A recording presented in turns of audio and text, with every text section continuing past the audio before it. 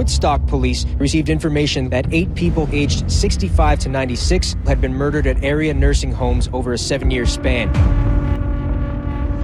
They're dealing with a serial killer. Well, when I first started caring for her, she had quite the spirit. She was a very stubborn woman. And one evening I just got that red surging feeling that she was going to be the one.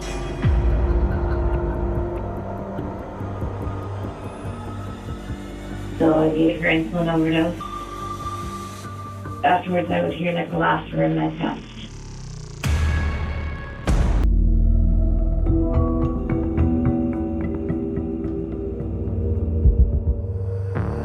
Sorry. No, don't be sorry. Absolutely not. I've only ever had parking tickets. I've never been arrested for anything.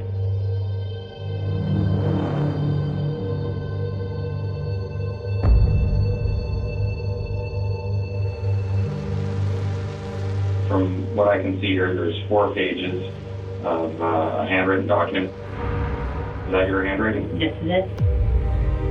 Okay, what brought you to that? That's where things get a little crazy. I decided I didn't want to nurse anymore. I didn't want to hurt anybody anymore. Right. I honestly felt like God wanted to use me. Did you have any feelings in your mind as far as knowing the difference between right and wrong? Yes, I knew the difference between right and wrong. But I thought this was something that God or whoever wanted me to do. Wetlaufer believes she's a chosen one, that God has chosen her to do important work, that God has identified who should die next. I think what that really is just good old-fashioned narcissism. It's making herself more important than she is as a person. We never think of healthcare professionals to be the type of individuals that would consciously kill the people they're in charge of taking care of. So she's got that as a kind of interesting cover working for her.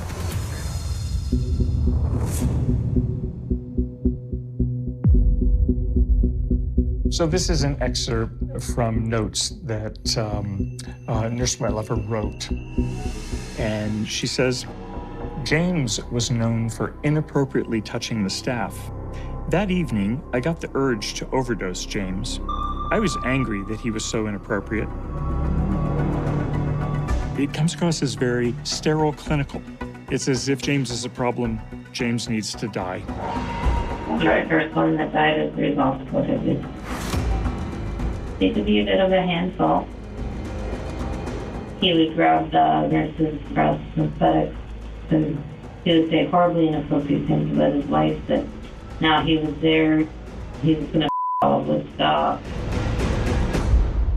But he did touch me inappropriately once. And where was that? On my breast. Run me through. About 9:30, I gave him a dose of 50 milligrams of insulin. Non-diabetic. So throughout the night he was yelling out, I love you and I'm sorry. Not to me, but just you could hear him calling out in his room, and that's what he was calling out. Mm-hmm. And then at 3:30 the doctor came in and said that his cause of death was from an embolism due to his post-hip. It might be revenge killing because Wetlaufer talks about how James was inappropriate with the nursing staff. But she's ignoring the fact of his condition. If he made a pass at her, that may have been the last straw. But the step into psychopathy is deciding to kill him for that behavior. The family commended you for the work that you had done. And yes, and I've been there for him, yes. How does that make you feel? Awful. You indicated that he wasn't a very nice man. No, he wasn't. I wonder if that's a portion of how I chose him. Mm-hmm. And afterwards I did feel a release and a release. Mm-hmm. Like a release of pressure. My guess is what she's feeling relief about is an internal sense of loathing. It's a sense of self-hate. It's a sense of rejection socially. To kill Silcox allows her to release that sense of conflict. Rage usually starts early. She's probably slowly but surely since childhood been an angry person. And she finally found a place where she could safely enlist her predatory skills. Felt pretty bad. And I didn't want to see the family again. How did you deal with it? I'd go using the computer and just tried to forget about it.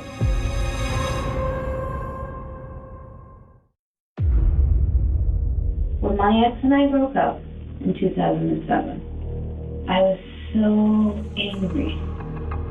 And it was like a voice said inside me, I'll use you. Don't worry about it.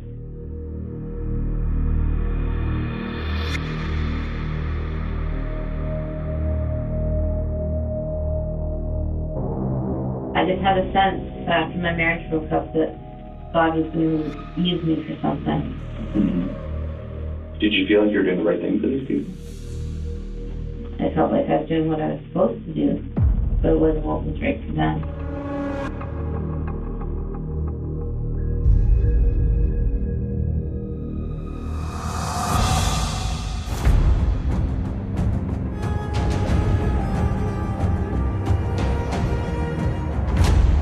This is about her second victim, and it says, I was told by one of the nurses that Maurice had a bad habit of grabbing the staff's breasts and asses. One afternoon, I was working, and I felt angry. There's anger that is triggered by something related to sex.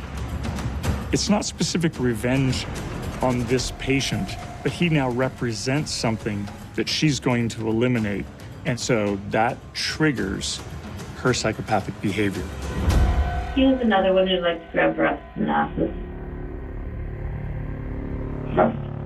One afternoon I was working with him and he did grab me.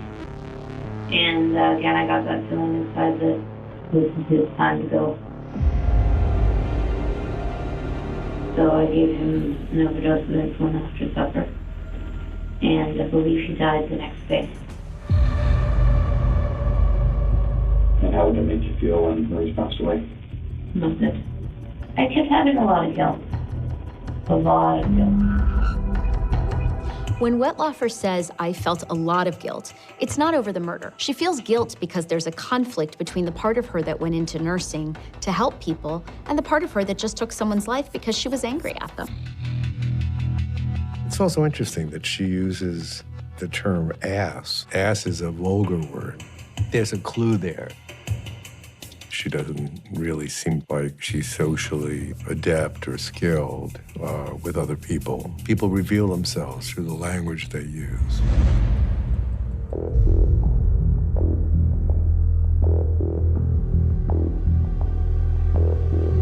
There was a period of 3 years when I decided to stop killing.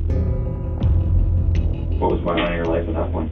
I always was putting this pressure on myself to be a really good nurse and to do everything perfectly. Mm-hmm. And every once in a while, when I could get a hold of a hydromorph or two and take it, then that pressure was gone.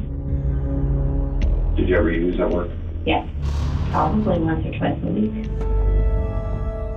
Hydromorphone is an opiate. The choice to use an opiate and get high, I think, was a different direction of trying to get that same stimulation or thrill-seeking that she got from killing those 2 patients. People think about opiates and morphine.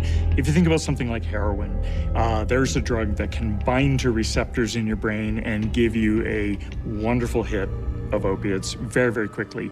Morphine binds to receptors in a slightly different way, not so gratifying, but prevents people from having withdrawal. And it still has the properties of giving people a sense of feeling high. It's in the right dose, it can be really hard to detect when people are on it. That's why it's a favorite drug of abuse, certainly even in hospital settings where people have access to it. People can remain reasonably alert while enjoying kind of a comfortable sense of being numb or high with it while not looking drowsy or sleepy. So if you can figure out how to get it, most people can't tell you're on it. What often happens on narcotics, your inhibitions are reduced to the place where some of those bad thoughts can come back. The more she does that, the more likely it is that the rage would reemerge.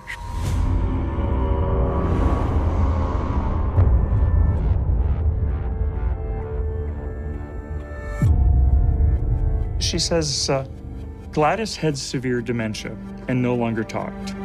She was very stubborn and horribly difficult to give pills to. So her victim is a woman, in this case.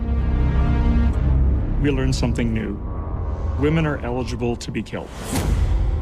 Well, when I first started caring for her, she was walking and talking, and she had quite the spirit. She once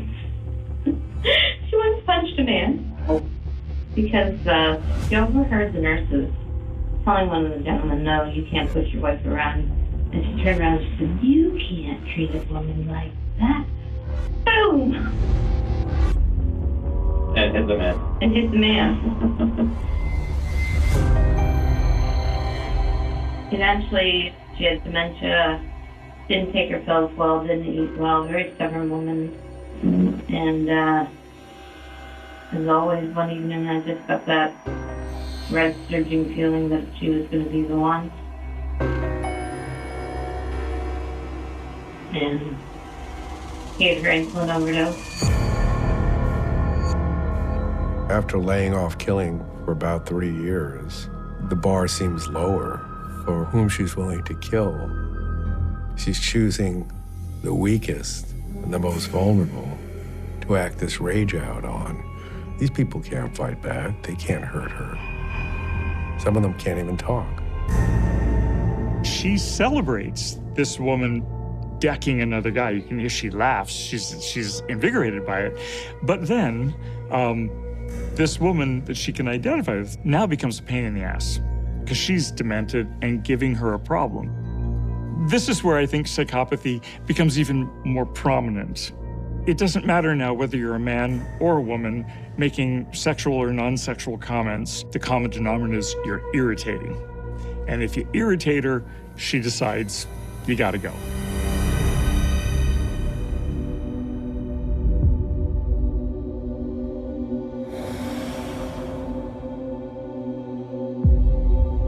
Wetlaufer started to write poetry. Here is one of those poems. She watches some life drain from the notch in his neck vein. As it soothingly pools, it smothers her pain. Sweet stiletto, so sharp, craves another cut.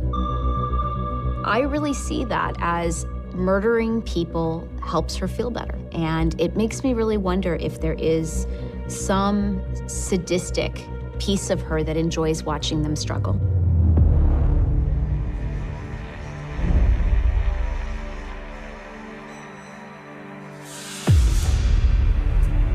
Helen just seemed to be waiting to die.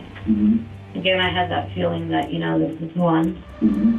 That night she was very lucid, and we talked about how much she liked blueberry pie and ice cream. So on my break, I went to Walmart. I got a small blueberry pie and some ice cream and brought it to her, and she ate 3 or 4 bites. On the surface, it makes her look like the super nurse on the unit. But what we know is that she also knew that she was essentially giving her her last meal. And she had every intention of killing her later that night. She didn't have to give her blueberry pie and ice cream, so she's playing with her. She delights in killing someone, and that's a very perverse delight. I had that feeling that it was her time to go. What do you mean by that? Do you think she was towards the end of her life at that point? No, that she was the person to go now.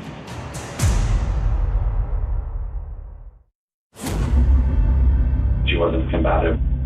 No. Okay. Where was that feeling? In my chest area. After I did it, I got that laughter.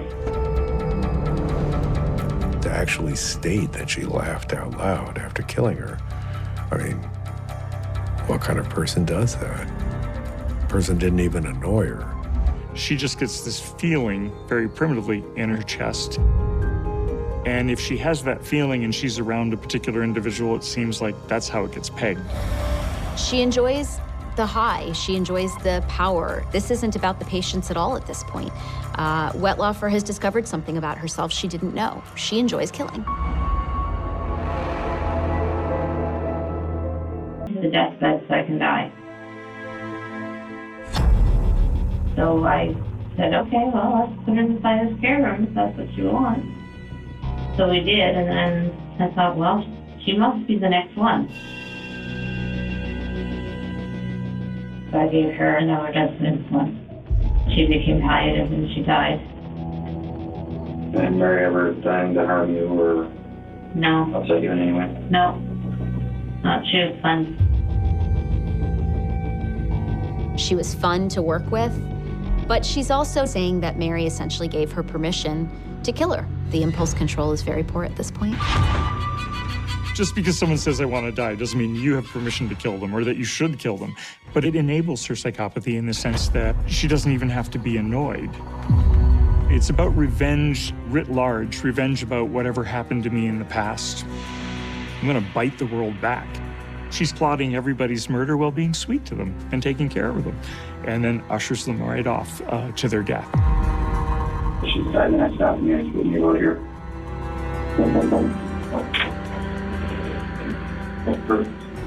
Sure. There you go. Which one has the vodka in it?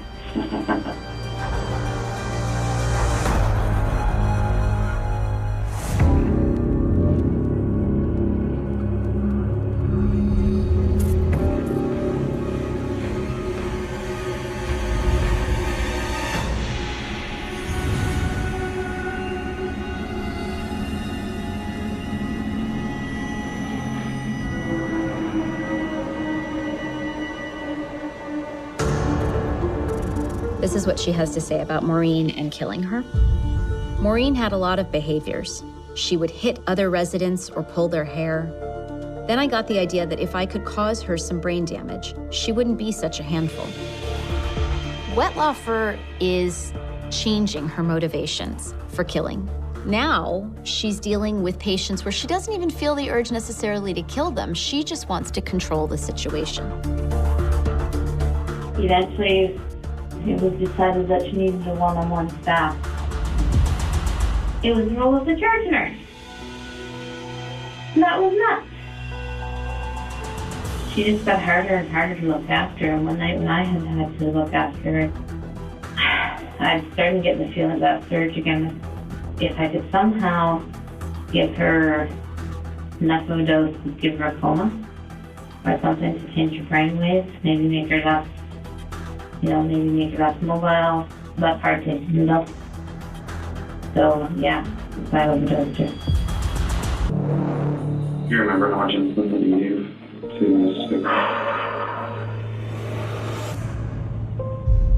It was a lot.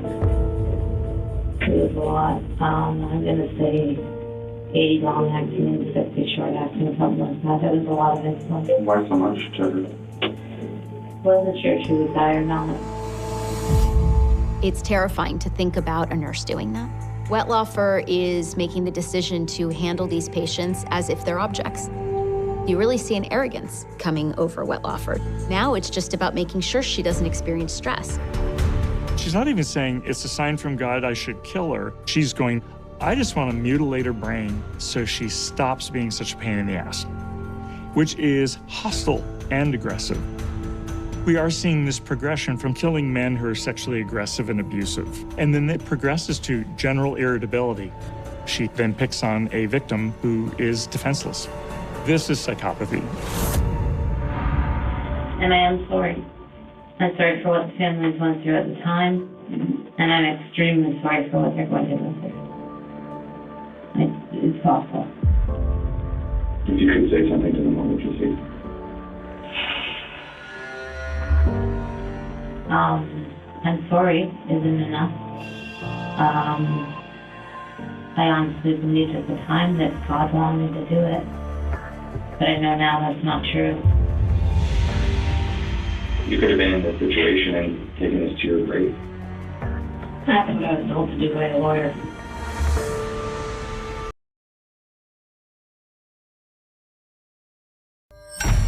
I pray for whoever I rob, if I shoot anybody, that they'll be quick and painless.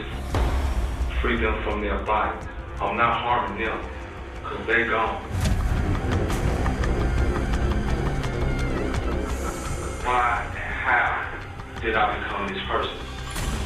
Drugs, alcohol, no father, the influences, the rap music, the whole bad boy thing, all of this is just conditioned me in the wrong way, and I have never gotten past being murderers.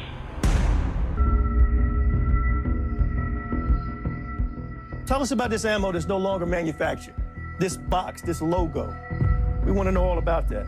Lead Detective David Quinn let only Channel 2 Action News into the homicide unit to reveal the somewhat uncommon bullet that likely killed 2 homeless men just before Thanksgiving. We have a particularly evil individual that has shot 2 of our homeless community in Atlanta in less than 3 miles away from each other. Detectives are hoping these bullets will be the clue that connects them with the killer.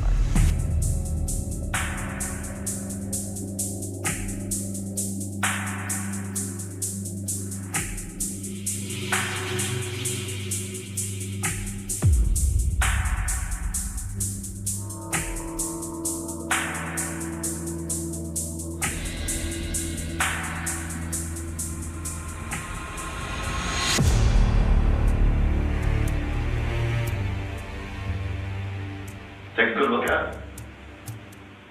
Okay. So, here's the deal. The only thing that was consistent with these 2 crime scenes, the one main thing, was the kind of bullets that were in their bodies. You follow? If this gun comes back and they say that this is the gun I used, are they going to accuse me of it? It is an issue. The gun y'all found on me today, I bought it illegally because even though I'm a felon, I've always believed in the right to bear arms. All I'm trying to do is get back to this acting thing, make my dreams of being an actor come true so I can provide some type of life for myself and my kids, and you bad before I die. He was, in fact, a failed Hollywood actor, and the killings start after his final failure, so his grandiose narcissistic dreams are shattered. Murdering for him was to overcome the rage and upset that he had as a failed actor. When Hollywood didn't work out for him, the need to have his 15 seconds of fame, I think, does play out in his decision to kill multiple people. Really what he craved wasn't necessarily to be an actor and to develop that craft, but it was really to be notorious. American people love violence. Every time you turn the television on, murder, drugs, sex, Satanism, darkness is glorified. This is what we glorify. All it's doing is feeding that bloodlust that I've had since I was 10. Basically, I suffer from bloodlust, but I want to do it again. You know what I'm saying? How many do you think you spent altogether? 1, 2, 3, and I robbed and I shot a lady in Decatur the other night. The other night? It's 4.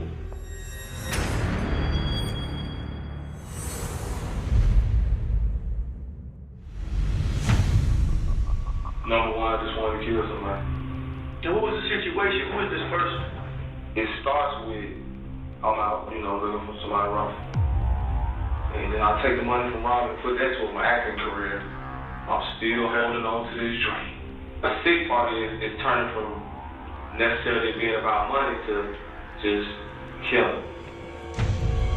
When he kills, he realizes that this gives him so much pleasure, he's not interested in acting anymore. This gives him the thrill to replace the feeling of disappointment and rage at this other dream. But this is exciting. This is what he wants to do. It makes him feel big, because grandiosity is an important trait in psychopathy, and the ability to keep feeling powerful is part of narcissism.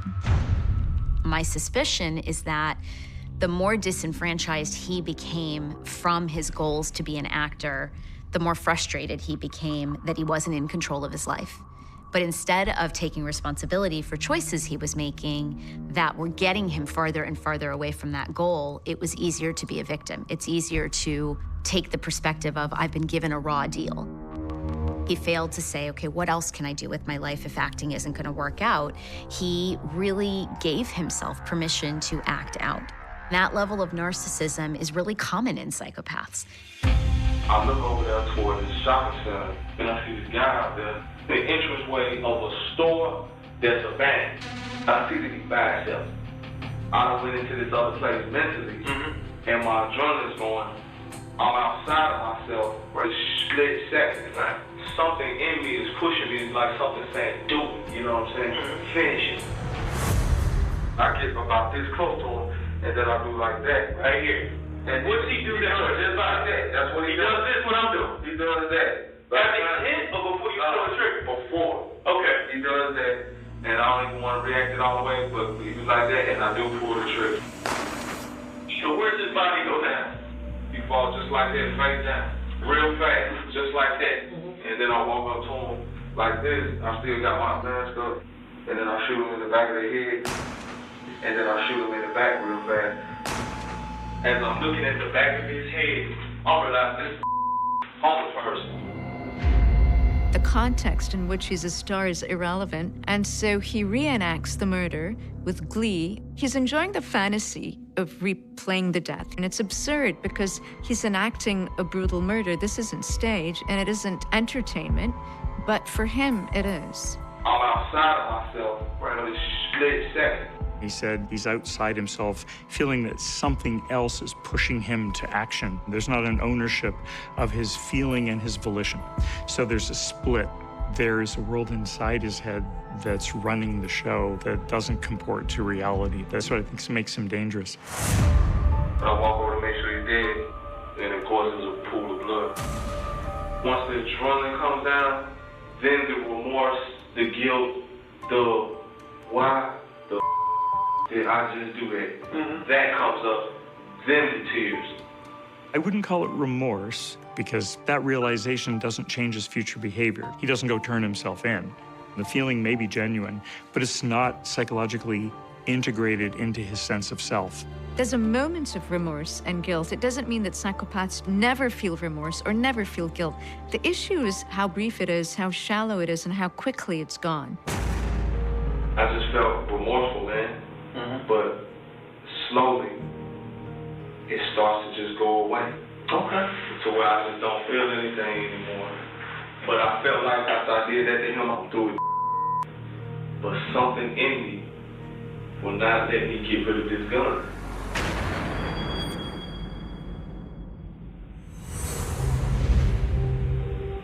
I saw him, I was just like, somebody's gonna die.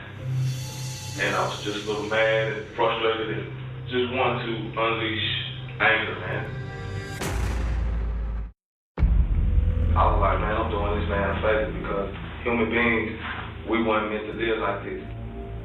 And I walk up, man, and I'm just like getting outside of myself while I'm harnessing on cold. And I walk up to him and bam, bam, bam, bam, bam, bam, 5 times. Presley is very much in his own gangster movie. He clearly wants to portray himself as a gangster, but he killed a defenseless person. That doesn't make him powerful, that makes him weak. But in his narcissistic, psychopathic narrative, it makes him all powerful. Presley represents one of the most alarming kinds of cases of psychopathy. There's no recognition of the value of someone else's life. It's patients like this where you don't usually have a warning when they might be violent. He's scary. I'm asking myself, what the did I just do? Why am I doing this? Why and how did I become this person? What is wrong with you? I get back to the house, even though I'm feeling remorseful, there's something about the power that this gun holds. I cannot let this gun go. Even though I'm sitting here and I got tears running down my eyes, at the same time I'm sitting here reloading. I think Presley's giving us a compilation of movies and scenes that he's glorified over his years. I don't think he gave a whole lot of thought to reloading the weapon. I think he enjoyed the power. I think he enjoyed the adrenaline rush. We know with psychopaths that they don't experience the same normal range of emotions, highs or lows, that most of us do. And as a result, they sometimes crave a greater level of intensity to feel anything. I wake up the next day and all of those feelings of remorse, they just kind of fade away. And it doesn't even come into my memory like most people be haunted. I don't feel the emotions that I'm supposed to feel. Killing a person ain't no different from killing a cockroach.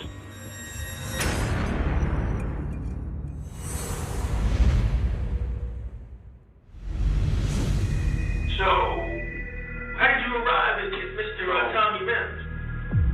So I'm watching American Dad. He's supposed to be like a government person that takes people out, right? And he's just talking about murdering and killing. So I could be shooting somebody in the head and ordering the pizza. It triggered something in me. Being fed all these negative forces, the media, TV, the rap music, the negative.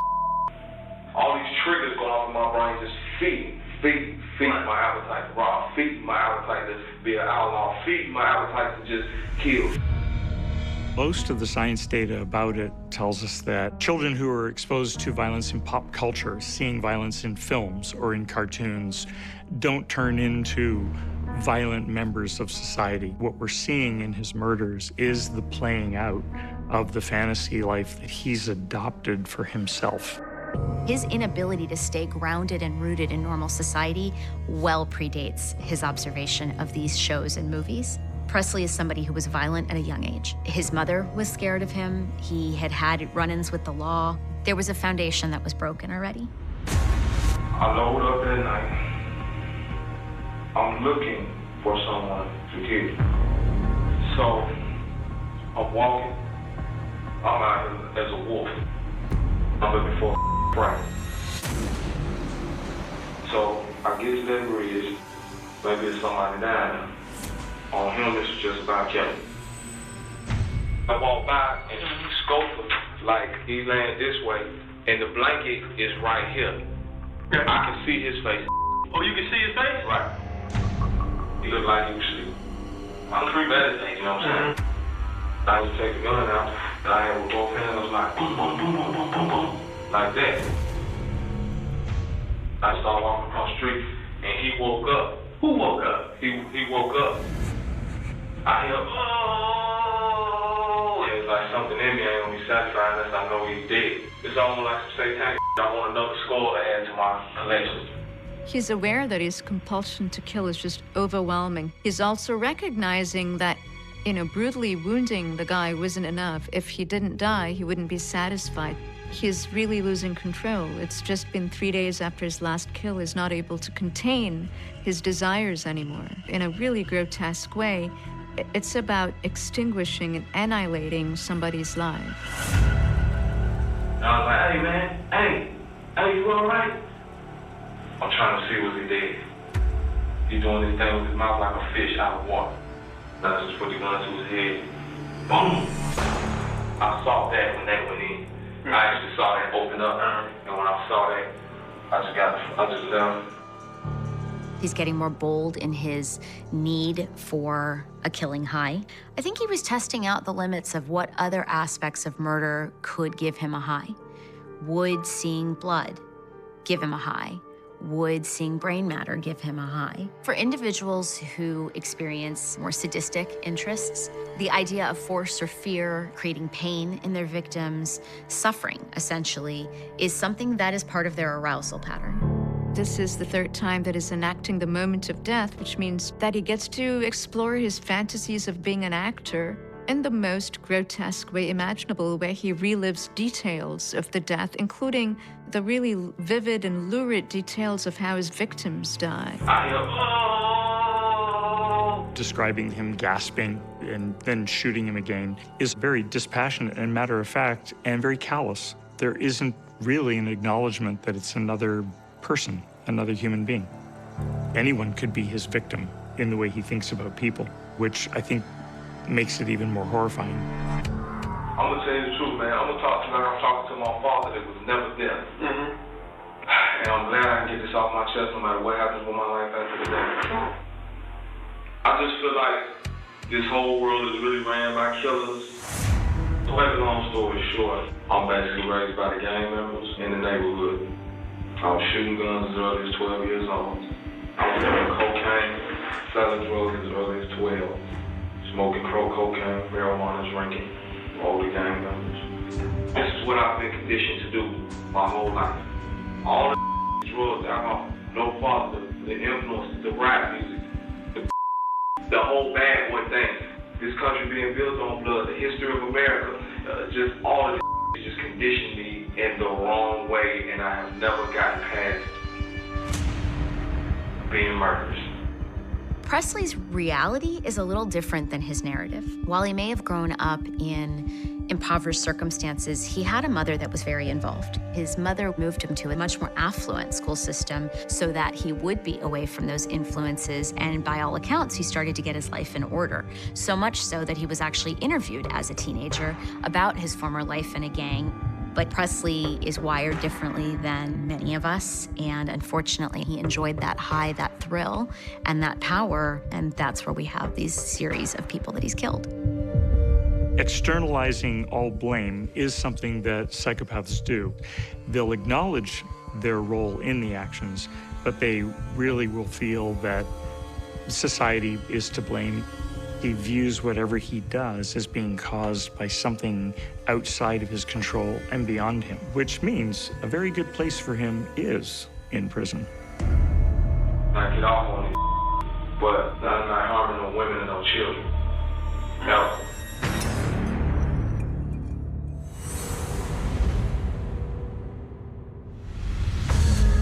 So this is the first woman that I shot. Well, what happened? Set it up for me. What did it look like? Where was it? Decatur train station. This was all about robbery. This was all about money. I'm a killer with a conscience. You know what? I did just take 3 of my brother's lives. I'm like, I'm gonna go with the white that they took everything from us in slavery. I'm like, everything been taken from me, so I'm gonna take back. Lo and behold, here comes this white lady walking. She goes down that alley. And in my mind, I'm like, perfect, because she by herself. Did she see you? She saw me. When I walked in the alley, she pulls out a little knife. She was like, what do you want? That's when I pulled the gun out. I was like, lay down before I shoot you. And she's like, okay. Then she dropped the knife. I told her, get out on the ground before I shoot you. She listened to me. So I'm like, give me your wallet. She gives me the wallet, and as soon as she gives me the wallet, I just go boom. When I hit her, she falls back, and she just starts screaming, oh my God, oh my God, oh my God, oh my God, oh my God, oh my God, oh my God. And then I just heard her start saying, oh my God. The robbery was an incidental part of his narrative. His goal was to kill again. He broke his own rules and boundaries by killing a woman when he swore that he would never kill a woman or children. Presley became addicted to the power, the control, the ability to decide when and how somebody would die. I'm not harming no women and no children. No. In the big picture of his perspective, we see that non sequitur between I'd never hurt women and children to murdering a woman. But I don't think he sees any contradiction in that, because she represents, I think, just now the new class of targets, which just have to be white. His pleasure comes from annihilating a life. So the question is, why does he get so thrilled when he kills? The contrast between his humdrum, low-feeling life and the moment of killing is very dramatic, and that's what creates addiction.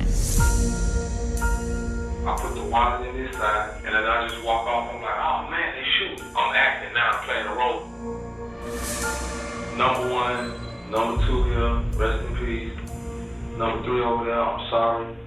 But after her, I start to be like, it's got to be over. And I had purpose in my mind that all I was going to do was start working as an actor. This really captures the fantasy world that Presley lives in, where he is acknowledging that he's playing a part. He's acting as if it is a film, and the camera can just be turned off, the set dismantled, and everybody will just go back about their business, not really recognizing these are real human beings he killed. He's literally in a movie set or on a movie set in his head. He's starting to feel like he's a superstar. That's the catharsis, and then this cooling off period where you're fantasizing about it, and then the compulsion starts again. There is no doubt in my mind he would have kept killing. So I get back to the apartment, I open the wine, and I $100 for it was nice. At 3:17 a.m., the phone rang in a quiet Sydney house where nothing ever happened, and when it stopped ringing, nothing in that house would ever be the same again. Because somewhere between the last echo of the dial tone and the first breath taken by a man who did not yet know he was about to become a suspect, a life had already slipped into the category the newspapers would later call a cold case. A phrase that sounds clinical until you realize it means years of silence, unanswered questions, and a community learning how to live with a wound that never closes. In the winter of 1992, Sydney was wrapped in the kind of cold that seeps through brick and bone, and on a narrow street not far from the harbor, police cars idled with their lights off. Officers stepping carefully across wet pavement, as if the ground itself might remember what happened if disturbed too roughly. Inside the house, the air was heavy, stale, smelling faintly of cigarette smoke and something sharper underneath, something no one wanted to name out loud. The victim lay where she had fallen, not staged, not posed, just still, as if the night had simply pressed pause and forgotten to press play again.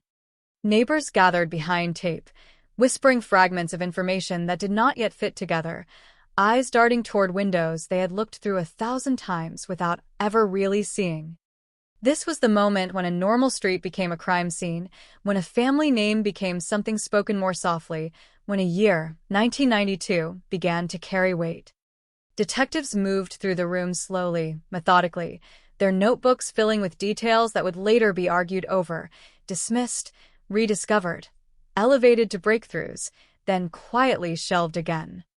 There were no signs of forced entry, no shattered glass, no dramatic trail of blood leading to an obvious answer, just the unnerving implication that whoever had done this knew the house, knew the routine, knew exactly how much noise could be made without waking the neighbors.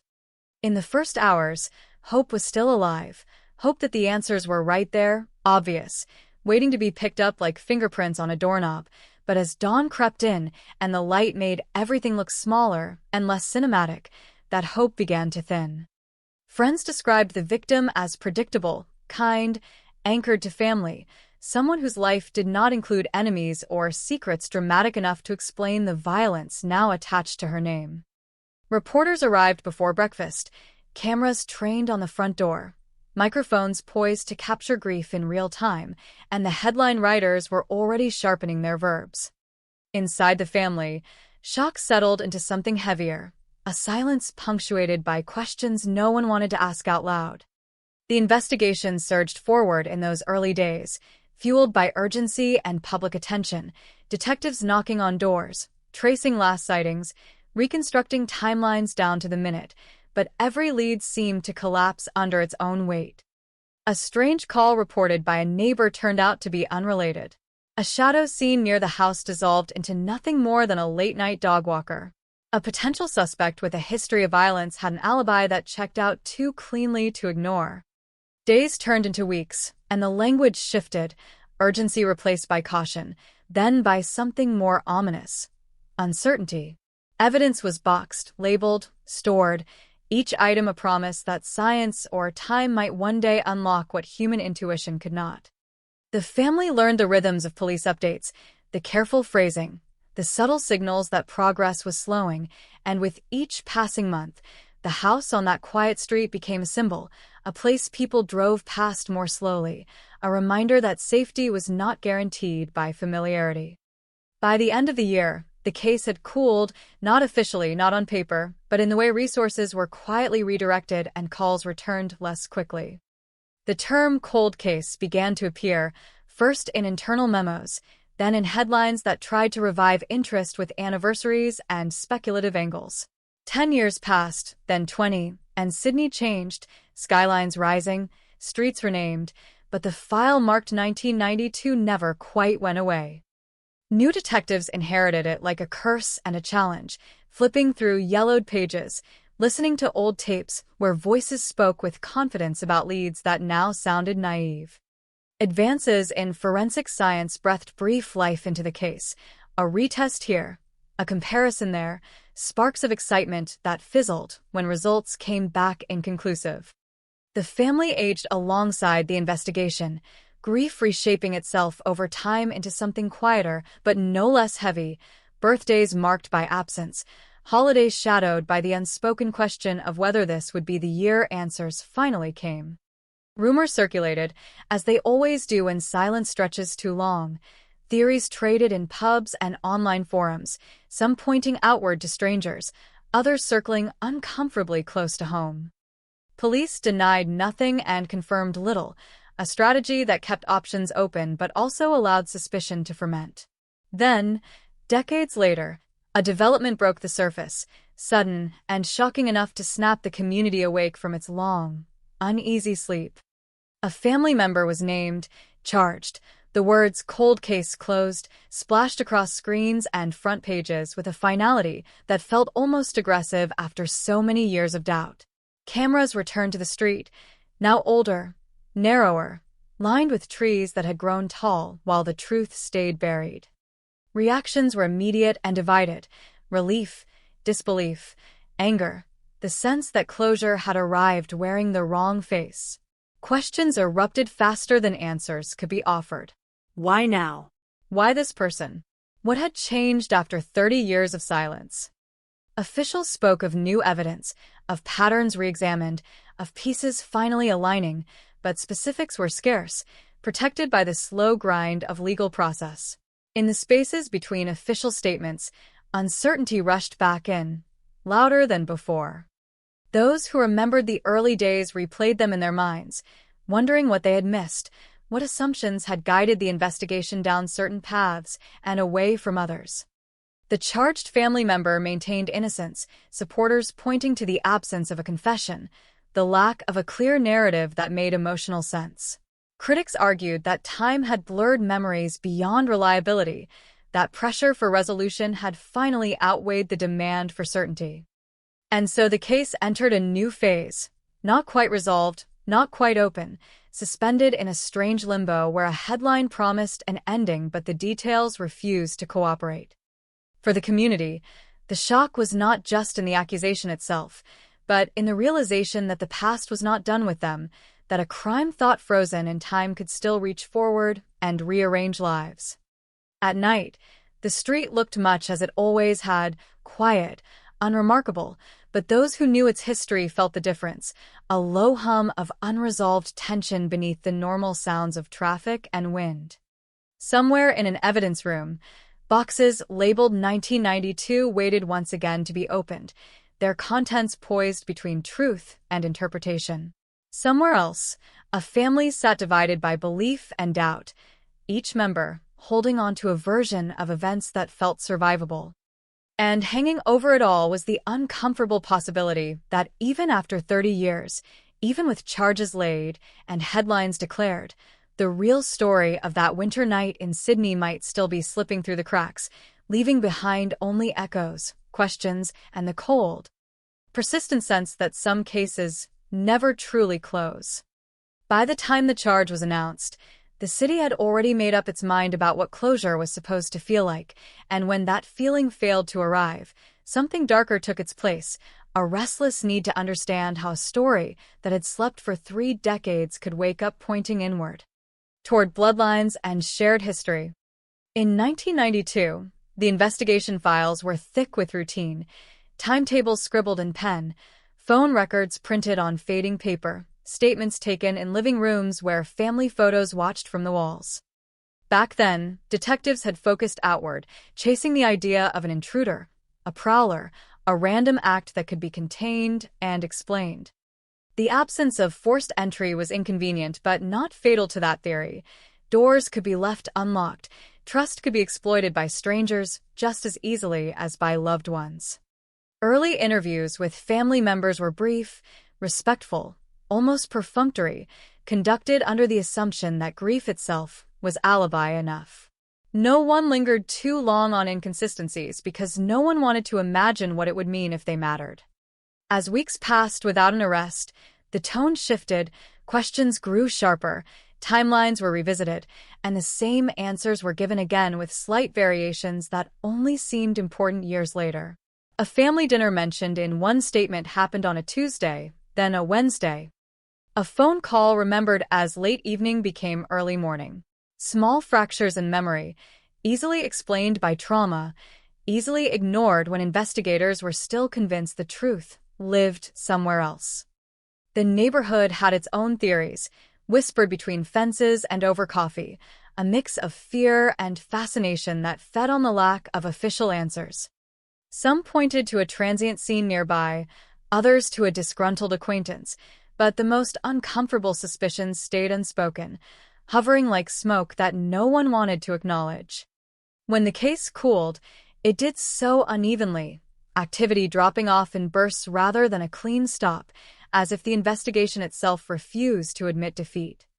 Files were revisited on anniversaries. Cold case units cycled through the material, each new team convinced they would be the ones to spot what everyone else had missed. Advances in forensic technology promised miracles, and for a moment, hope flared again. Biological samples were retested, fibers re-examined, partial profiles compared against expanding databases, but the results never crossed the threshold from interesting to decisive.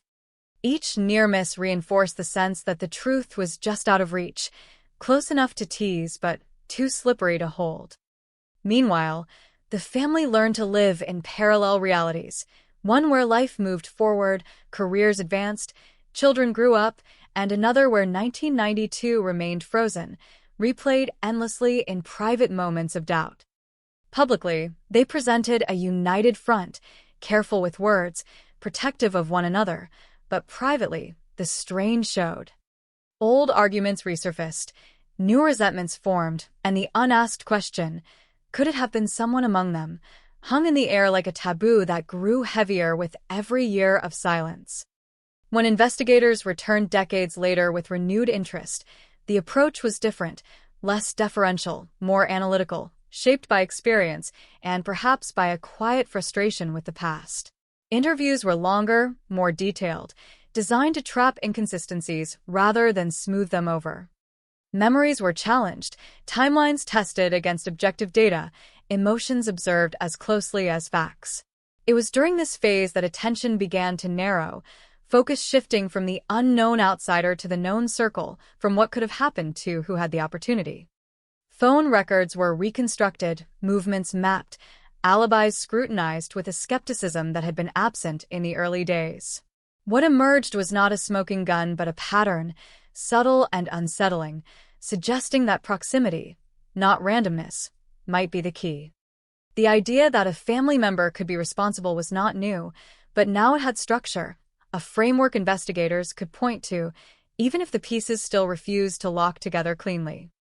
When the charge finally came, it landed not as a solution but as an escalation, transforming a mystery into a battleground of narratives. Prosecutors spoke of cumulative evidence, of probability and behavior, of conclusions drawn not from a single dramatic revelation but from years of reanalysis. Defense voices countered with warnings about confirmation bias, about the danger of forcing meaning onto fragments simply because time had run out. The accused family member's life was dissected in public, past mistakes magnified, normal conflicts recast as potential motives, while supporters insisted that grief had been mistaken for guilt. The community watched, divided, some eager to accept the charge as long-delayed justice, others uneasy with the idea that certainty had been manufactured out of persistence rather than proof. Old neighbors were interviewed again, their memories now layered with decades of retelling, each version slightly altered by what they had read, heard, or imagined. The street itself became a character in the story, its quiet normalcy contrasted against the violence that once broke it, a reminder that crimes do not require dark alleys or anonymous crowds, only opportunity and silence. As legal proceedings loomed, details remained scarce, bound by restrictions that only fueled speculation. Online forums lit up with amateur analyses, Timelines reconstructed by strangers who felt invested in solving what the authorities had not conclusively explained. Every newly surfaced detail was treated as either vindication or proof of a rush to judgment, depending on who was reading. For the family at the center, the fracture widened, belief and doubt pulling them in opposite directions, each stance a coping mechanism as much as a conclusion. The notion of closure, once so simple in theory, now felt almost obscene, a word that ignored the complexity of what had been unleashed. At night, those closest to the case found sleep difficult, thoughts looping back to 1992, to moments that now seemed loaded with meaning, to choices that felt newly suspect. The city, too, seemed restless, its fascination with the case a mix of empathy and voyeurism, driven by the unsettling idea that the answers might have been there all along, hidden in plain sight. And beneath every debate, every argument about evidence and intent, ran a deeper current of unease, the recognition that if this case could turn inward after 30 years, then no unresolved story was truly dormant, no past truly settled. As the legal process ground forward, slow and deliberate, the promise of resolution hovered just out of reach, and the case, once again, occupied that familiar space between certainty and doubt, where headlines speak louder than facts and the truth, whatever it is, waits patiently, unchanged by time, for someone to finally see it clearly. Time has a way of sanding down certainty, and by the third decade after the night in 1992, even the facts everyone thought they agreed on had begun to blur at the edges, softened by repetition and the quiet rewriting that happens when memory is asked to perform for too long. Investigators knew this, which is why the renewed push into the case did not start with dramatic revelations, but with something far less cinematic: spreadsheets, timelines rebuilt minute by minute, ordinary details dragged back into the light and forced to stand still. The night itself was reconstructed again, not as it had been told in the early 90s, but as it might have actually unfolded, stripped of assumptions and guided by what could be proven rather than what felt right. Who was awake? Who was asleep? Which lights were on? Which rooms were occupied? How long it would have taken to move through the house without making noise? Familiar ground, revisited with unfamiliar intent. The house, long since altered by renovations and new owners, was studied through photographs and diagrams, each doorway and hallway treated as a decision point. The absence of forced entry, once a footnote, now loomed larger, its implications harder to ignore. Someone had entered without resistance, or had never really entered at all. That realization narrowed the field in a way that made everyone uncomfortable. Old witness statements were replayed, voices crackling through outdated recording equipment, the confidence of youth preserved in analog tape. At the time, those voices sounded sincere, steady, but now investigators listened for hesitation, for the micropauses that suggested calculation rather than confusion. One statement, in particular, began to stand out not because it was overtly suspicious, but because it fit too neatly, its edges too smooth, its details aligning just a little too perfectly with what was already known. It was a statement given by a family member in the days after the crime, concise, cooperative, eager to help, and for years it had been treated as a model of transparency. Now, under renewed scrutiny, it felt rehearsed, as if the story had been practiced before it was ever told. That alone was not enough to mean anything, but it was enough to justify a closer look. Investigators began comparing early statements with later interviews, tracking how details shifted over time, how some memories sharpened while others conveniently faded. The changes were subtle, deniable, but they formed a pattern that could not be unseen once it was recognized. The family member's timeline, once accepted without question, now appeared flexible, capable of stretching to accommodate new information. Phone records, long thought lost, were partially recovered, their data incomplete but suggestive. Calls made and not returned, gaps that could be explained innocently or not. Technology had advanced, but it could only do so much with fragments. The case still relied heavily on human interpretation, and that was where the danger lay. The more investigators focused on the family, the more the narrative began to bend inward, reshaping past events to fit a present theory. Supporters of the accused warned that this was how miscarriages of justice were born, not from malice, but from the slow accumulation of assumptions treated as facts. Detectives countered that ignoring the obvious simply because it was uncomfortable was how killers escaped accountability. The tension between those positions ran through every decision, every press briefing, every leaked detail. Outside the investigation rooms, the story took on a life of its own. Media coverage intensified, no longer content with anniversary pieces and speculative retrospectives. Now there was a face, a name, a family connection that made the case feel intimate, almost invasive. Headlines spoke of betrayal, of secrets hidden behind closed doors, language designed to provoke emotion rather than understanding. Talkback radio buzzed with opinions, callers dividing themselves into camps based on instinct rather than evidence. Some insisted the charge proved what they had always suspected. Others recoiled at the idea that blood ties could be so easily reinterpreted as motive. The victim, once the center of the story, began to fade into the background, overshadowed by debates about process and probability.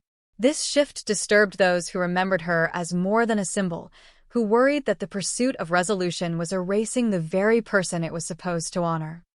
Inside the legal machinery, preparation continued, slow and meticulous.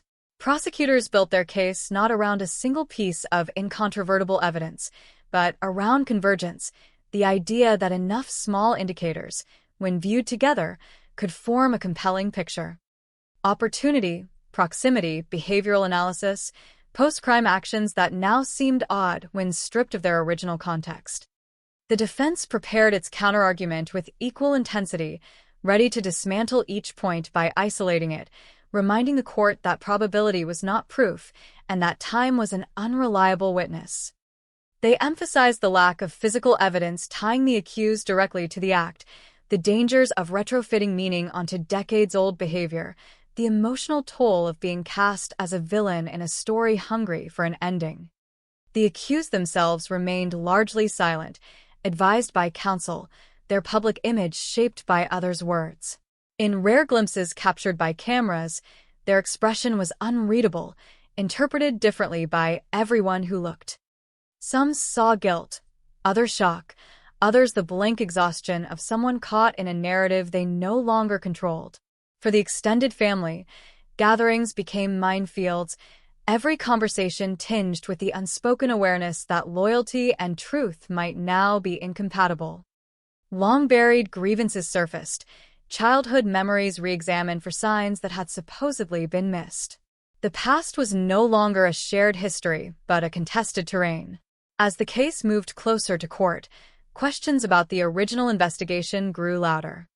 Why certain leads were not pursued, why others were abandoned, whether early assumptions had steered detectives away from uncomfortable possibilities. Retired officers defended their work, citing the limitations of the time, the pressures of public expectation, the absence of tools now taken for granted. Critics argued that deference to family had been a mistake, that politeness had been allowed to override skepticism. The truth likely lived somewhere between those positions, shaped by human nature as much as by policy. The renewed scrutiny did not just target individuals, it challenged institutions, asking whether justice delayed could ever truly be justice delivered. In quiet moments, investigators themselves wrestled with doubt. They reviewed the file late at night, alone with the weight of a decision that would ripple through multiple lives. Was the case strong enough, or had the need to resolve a lingering wound begun to masquerade as certainty?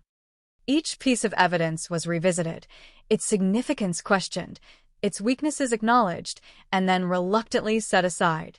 There was no moment of absolute clarity, no cinematic breakthrough, only a gradual narrowing of options until one path seemed more plausible than the rest.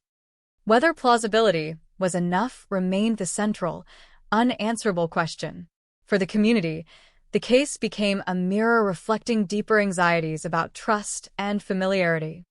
If the danger had been close, if it had worn a familiar face, then the comfort derived from knowing one's neighbors, one's family, felt suddenly fragile. People locked doors more carefully, questioned routines they had once taken for granted. The street where it all began was mentioned again and again, its ordinariness emphasized as if repetition might make sense of the violence attached to it. Even those who had moved away found themselves drawn back into the story, compelled by the unresolved tension that refused to fade. As court dates were set and postponed, anticipation built, fueled by the promise that, finally, the details would be laid bare. Yet those closest to the case understood that whatever happened next, whatever verdict might eventually be delivered, the story would not end cleanly. Too much time had passed, too many narratives had formed and hardened. The case had already outgrown the event that created it, becoming something larger, heavier, a symbol of how mysteries evolve when left to age in public view. And so, as the legal process crept forward, the city waited, caught between the hope for answers and the fear that answers, when they came, might only deepen the sense of loss. The night in 1992 remained fixed, unchanging, while everything built on top of it continued to shift, reminding anyone who followed the story that resolution is not the same as truth, and that some questions, once asked, refuse to be satisfied by anything less than certainty. As the case edged closer to the courtroom, the past began to behave like a living thing, restless, resistant, pushing back against every attempt to pin it down. Evidence that had once seemed inert now carried new weight, not because it had changed, but because the story around it had. Investigators revisited the physical traces left behind in 1992, items catalogued and preserved with the care of another era, when expectations of what science could deliver were modest and patience was measured in months, not decades. Each object was re-examined under harsher light, its relevance debated, its limitations exposed. A fiber once dismissed as environmental noise was now scrutinized for origin and transfer.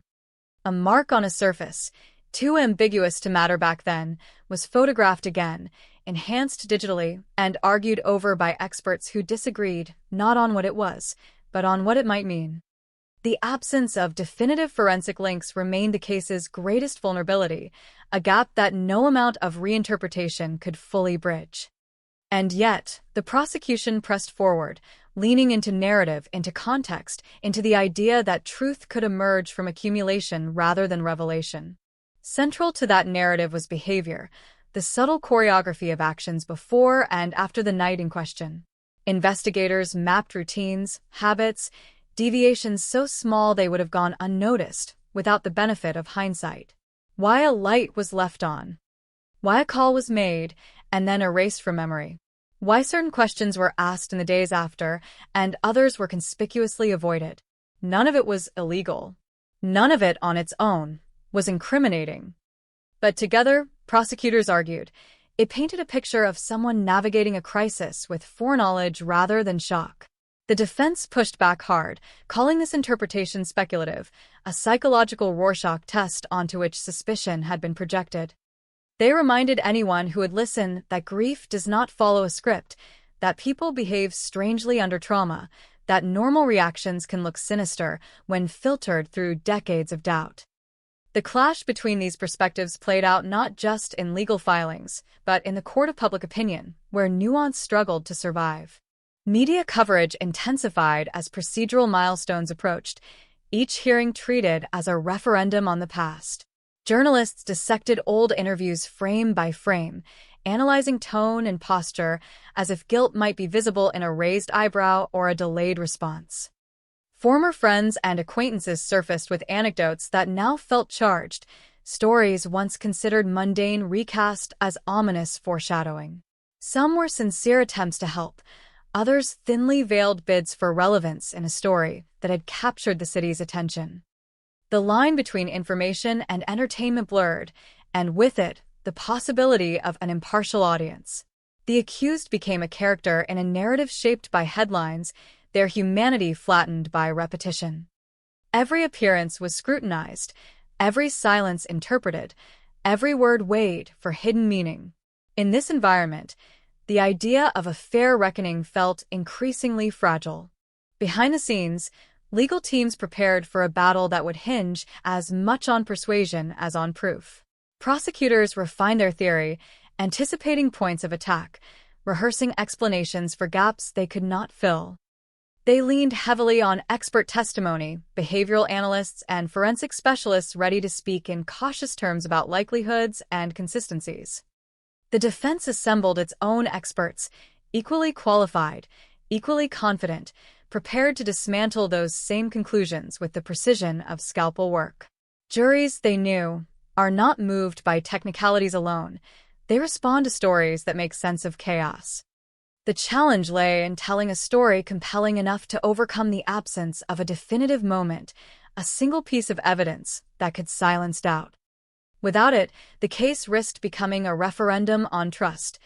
Trust in institutions, trust in process, trust in the idea that persistence eventually leads to truth. The family at the center of it all lived under a microscope, their private fractures exposed to public view. Statements released through lawyers were parsed for subtext, expressions of support or distance magnified into symbols of allegiance. Some members withdrew entirely, retreating from the noise to preserve what little normalcy they could. Others felt compelled to speak, to defend, to accuse, each word deepening rifts that might never heal. The shared grief that once bound them now functioned as a fault line, splitting memories into competing versions of the same past. Holidays were no longer simply dates on a calendar. They were reminders of before and after, of a moment when everything diverged. The strain was visible, not just emotionally, but physically, etched into faces that had aged under the weight of unresolved history. As questions about the original investigation resurfaced, institutional introspection followed. Internal reviews acknowledged missed opportunities without conceding fatal error. Procedures were defended, then qualified, then contextualized within the norms of the early 90s. The critics argued that the reluctance to suspect family early on had been a blind spot, a cultural bias rooted in assumptions about domestic safety. Supporters countered that without evidence, suspicion would have been reckless, a violation of the very principles investigators are sworn to uphold. The debate had no clear resolution, only the uncomfortable recognition that hindsight is both powerful and unfair. Decisions made under pressure, with limited information, now appeared either prudent or negligent depending on who was looking and why. Meanwhile, the community grappled with its own role in sustaining the mystery. For years, the case had lingered on the edges of collective consciousness, resurfacing periodically as a cautionary tale or a source of macabre curiosity. Now it demanded engagement, forced residents to confront the possibility that justice might be messy, incomplete, or even wrong. Public forums filled with arguments that mirrored the courtroom strategies, probability versus proof, intuition versus restraint. The language of certainty crept in where it did not belong, declarations of guilt or innocence made with confidence that far outpaced the available facts. In this atmosphere, doubt itself became suspect, interpreted as weakness or complicity rather than intellectual honesty. As the first substantive court proceedings unfolded, the gravity of the situation settled in. This was no longer an abstract debate about a distant past. It was an active process with real consequences. The accused sat through hearings that revisited the worst night of their family's life. Every detail aired again, every assumption challenged. Observers noted the stillness, the careful control, the way emotion was managed behind a neutral exterior. Was it discipline or detachment? The question echoed through commentary, a reminder of how easily perception substitutes for knowledge. The victim's name was spoken repeatedly, attached to descriptions of violence that felt clinical, almost sanitized by legal necessity. For those who loved her, each recitation was a reopening of wounds that had never fully closed. Despite the momentum, uncertainty clung stubbornly to the case. No matter how thoroughly the arguments were constructed, how confidently they were presented, the core problem remained. Time had taken its toll. Memories were unreliable. Evidence was incomplete. Context had shifted. The past resisted simplification. Even those convinced of the prosecution's theory acknowledged privately if not publicly, that the case rested on interpretation as much as fact. And interpretation, by its nature, is vulnerable to doubt. As one observer noted quietly, the danger was not that the court would fail to deliver a verdict, but that whatever verdict emerged would be asked to carry more weight than it could bear. Outside the courthouse, life went on, but with an undercurrent of tension that was hard to ignore. Conversations lowered when the case was mentioned, opinions hedged with qualifiers. The street where it all began remained unchanged in structure, but altered in meaning, a place forever linked to questions that refused to settle. New residents learned its history in fragments, through gossip or late-night searches, inheriting a legacy they had not chosen. For them, the case was already history. For others, it was an open wound. As the proceedings advanced, the city braced itself, aware that no outcome would satisfy everyone, that the promise of closure was fragile and easily broken. In the end, what dominated the atmosphere was not anticipation, but unease. The sense that something fundamental was at stake, beyond the fate of any one person. This case had become a test of faith in the idea that truth can survive time, that justice can be delayed without being distorted. Whether that faith was warranted remained to be seen. For now, the story continued to unfold, layer by layer, each revelation raising as many questions as it answered, each step forward shadowed by the possibility that the real truth, whatever it was, might remain just beyond reach. Waiting in the silence between what could be proven and what could only be believed. The longer the proceedings stretched on, the clearer it became that this case was no longer just about what happened in a quiet Sydney house in 1992, but about how stories harden over time, how repetition turns speculation into something that feels like fact. In court, the past was unpacked day by day, each detail lifted out of context and examined under rules that demanded precision where memory offered only approximation. Witnesses returned to the stand older, slower, their voices carrying the strain of being asked to remember moments that had long since fused with everything that followed. They spoke carefully, hedging statements with qualifiers, aware that certainty could be used against them. Prosecutors guided them through timelines that felt both familiar and foreign, dates and times reconstructed with a confidence that belied the fragility of the underlying material. The defense listened closely, ready to expose every inconsistency, every hesitation, every place where recollection drifted into assumption. What emerged was not a clean narrative, but a mosaic of overlapping perspectives, none of them complete. Central to the prosecution's case was the idea of access and opportunity, the argument that the crime could not have occurred without intimate knowledge of the house and its rhythms. Diagrams were displayed, routes traced, distances measured, all designed to show how easily someone familiar could move through the space unnoticed.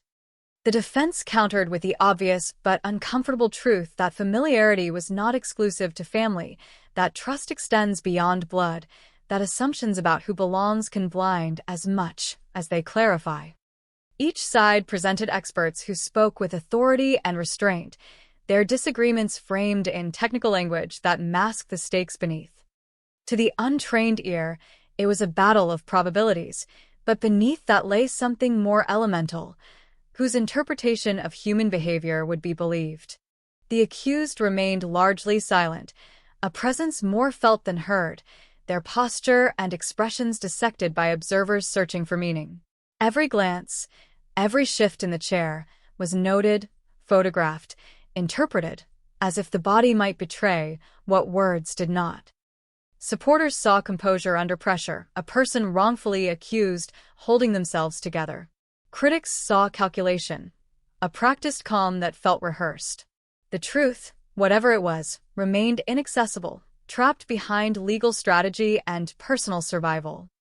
When the accused finally did speak, briefly, in response to a procedural matter, the room leaned in, hungry for revelation. None came. The voice was steady, the words minimal, offering nothing that could satisfy the appetite for clarity. Outside the courtroom, the city followed along in fragments, updates consumed between commutes and meals, the complexity of the case flattened into headlines and sound bites. Social media amplified the loudest voices, certainty rewarded with attention, doubt dismissed as weakness. Amateur sleuths published elaborate theories, complete with timelines and motive charts, some eerily persuasive, others wildly speculative. Each new post added another layer of narrative sediment, burying the original event deeper beneath interpretation.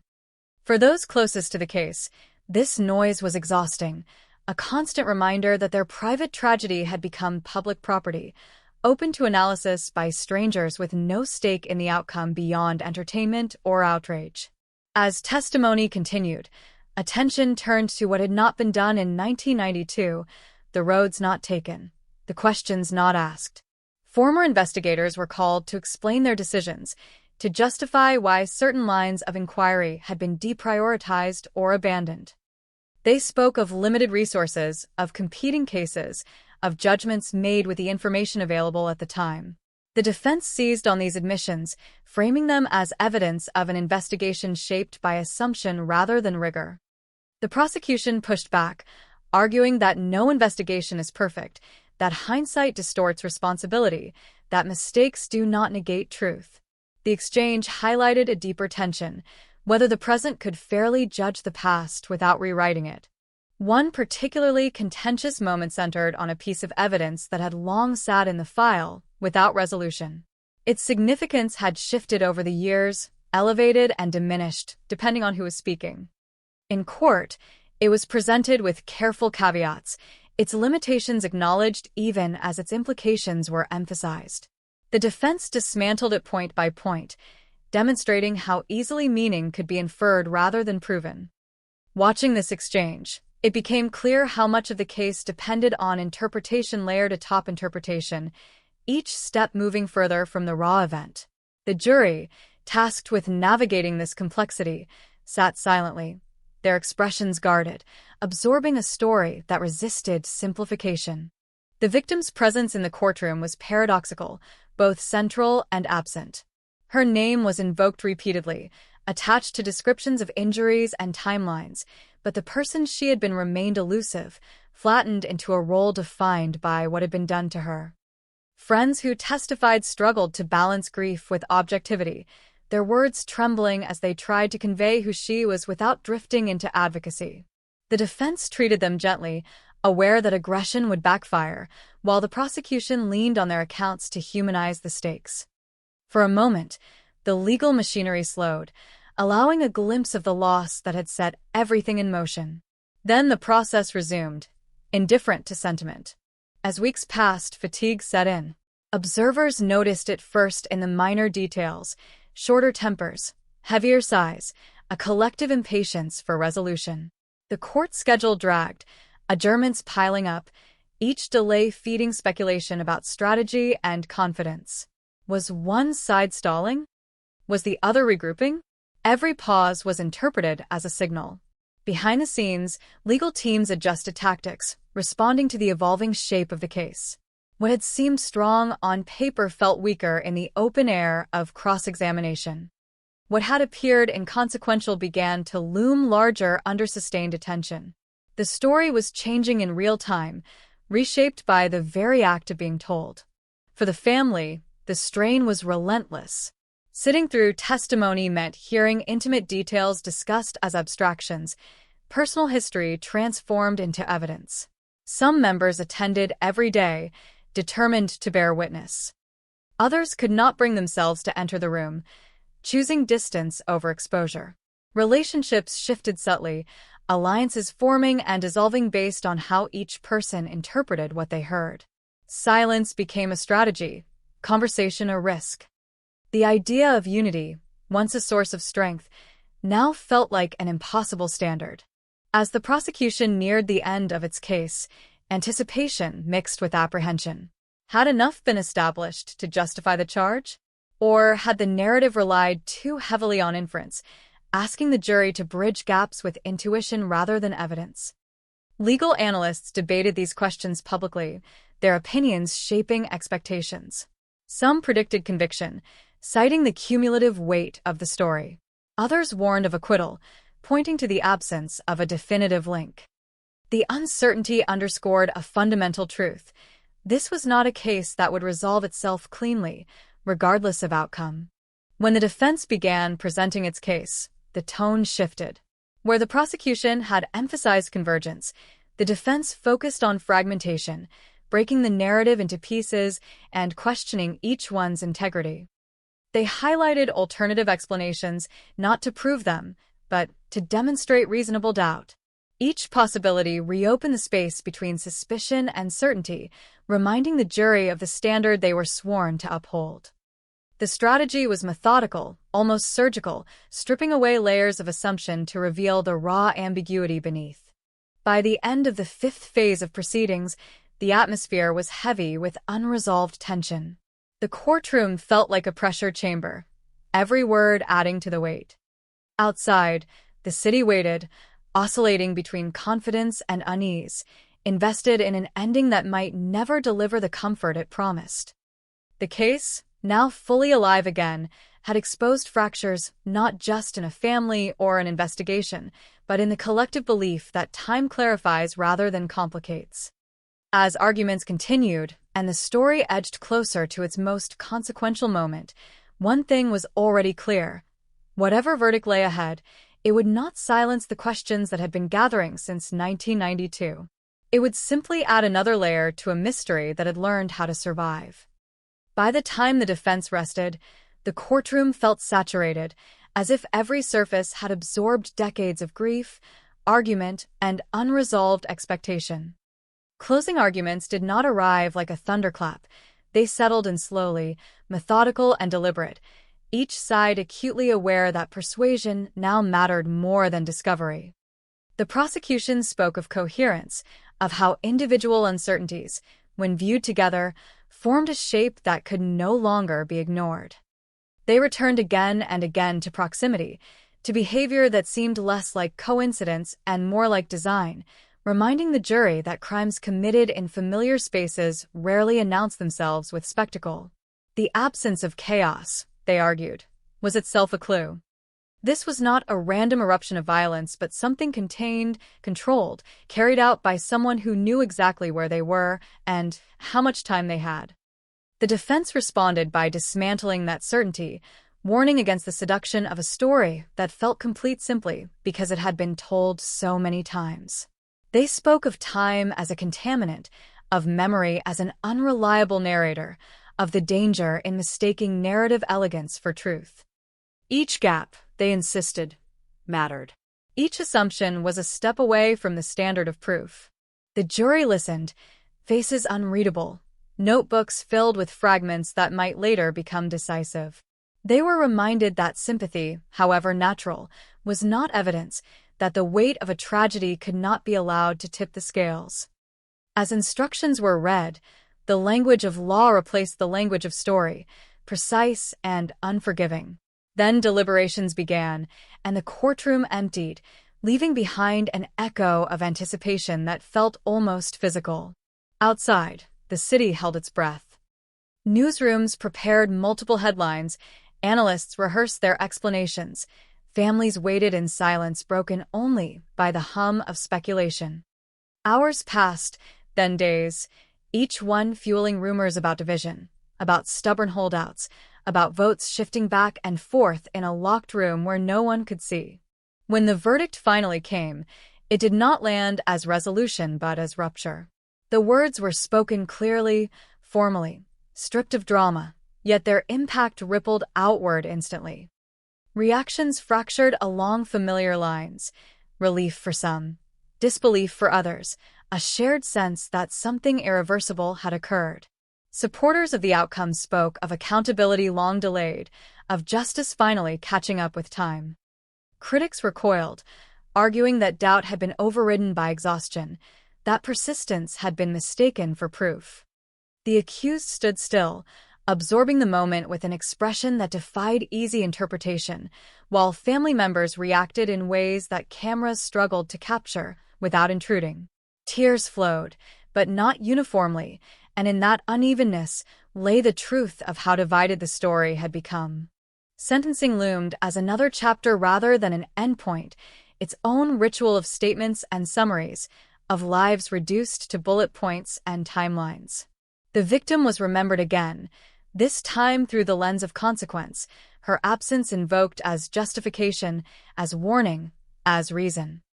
Words like closure were used cautiously, if at all, their hollowness apparent even to those who believed the process had worked. When the formalities concluded and the courtroom cleared, the case did not dissolve into history as expected.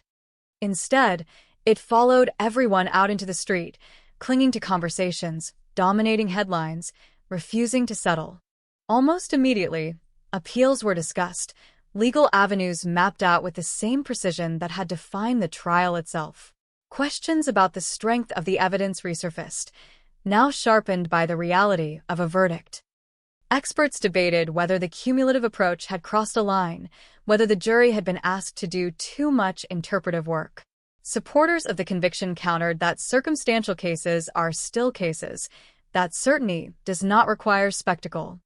The tension between these positions became the new center of gravity, shifting the conversation from what happened in 1992 to what the justice system had done with that uncertainty 30 years later.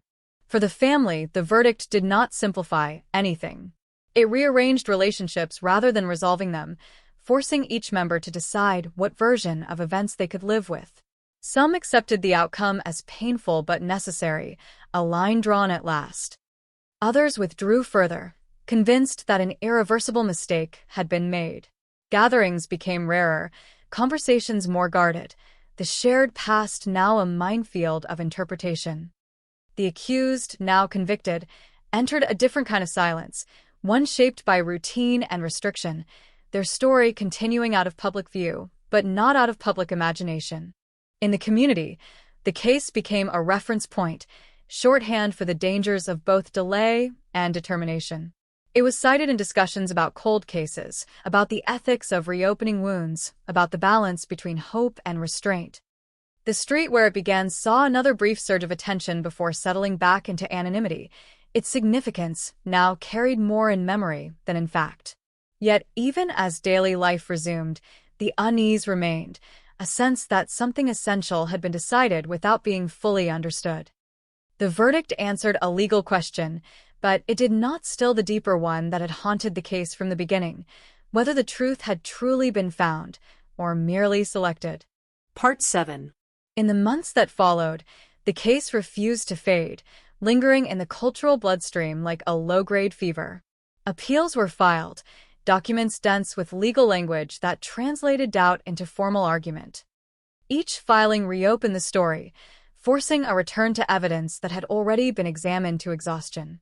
This time, the focus narrowed further, zeroing in on procedure, on whether the jury had been properly guided, on whether inference had been allowed to masquerade as certainty.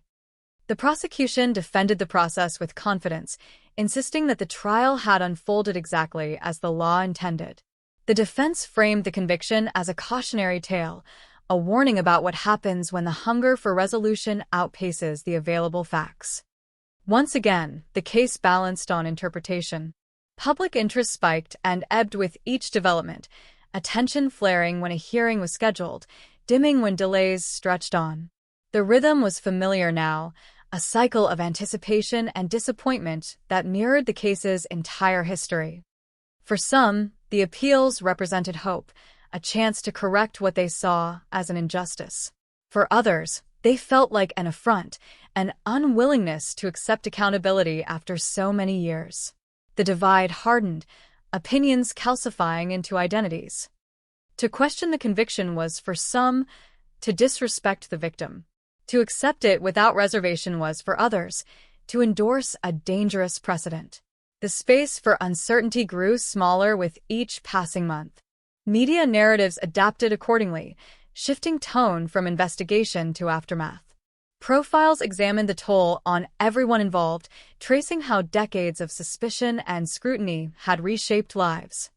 The victim was remembered in softer terms now, stories emphasizing her ordinariness, her place in a community that had carried her absence like a scar.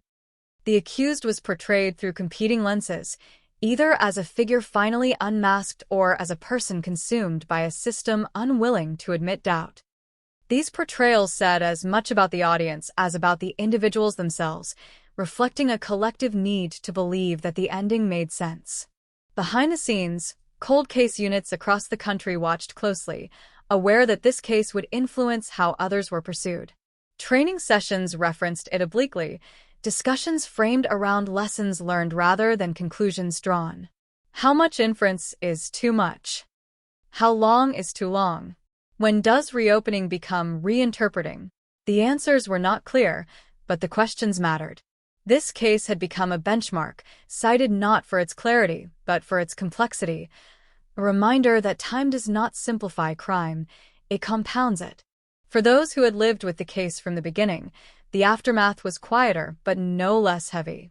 The rituals of grief that had once centered on anniversaries now had to accommodate a new reality, one shaped by a verdict that felt both definitive and incomplete. Some found comfort in the idea that the system had spoken, that uncertainty had been narrowed even if not eliminated. Others felt a renewed sense of loss, convinced that the wrong story had been elevated, that the real truth had slipped away during the long wait. Conversations turned inward, doubts shared only with those deemed safe. As appeal hearings unfolded, judges listened to arguments that revisited familiar ground with surgical precision. Technicalities were dissected, language parsed, precedents invoked. The emotional weight that had dominated the trial was replaced by abstraction, the human story compressed into questions about admissibility and instruction. Decisions were reserved, timelines extended, the process stretching on with the same stubborn endurance that had defined the case for 30 years. Each delay reinforced the sense that there would be no clean end, only stages of exhaustion. Outside the legal sphere, the case took on a second life as cautionary myth. It was discussed in classrooms, debated in podcasts, analyzed in long-form essays that treated it as both narrative and warning. The phrase Sydney 1992 became shorthand for unresolved tension, for the uneasy marriage of memory and law. People who had not been born when the crime occurred now spoke about it with familiarity, inheriting a story already shaped by decades of interpretation.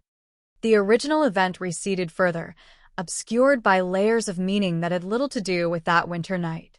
And still, beneath everything, the core question persisted, untouched by verdicts or appeals.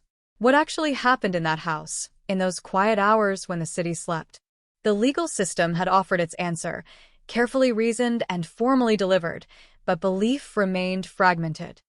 For some, the case was closed. For others, it was merely contained, its uncertainty boxed and labeled, but not resolved. The difference mattered because it defined how people understood justice itself, as a mechanism for certainty or a framework for decision-making in the absence of it. Years from now, the files will still exist, their contents unchanged, waiting for future eyes to read them with fresh assumptions.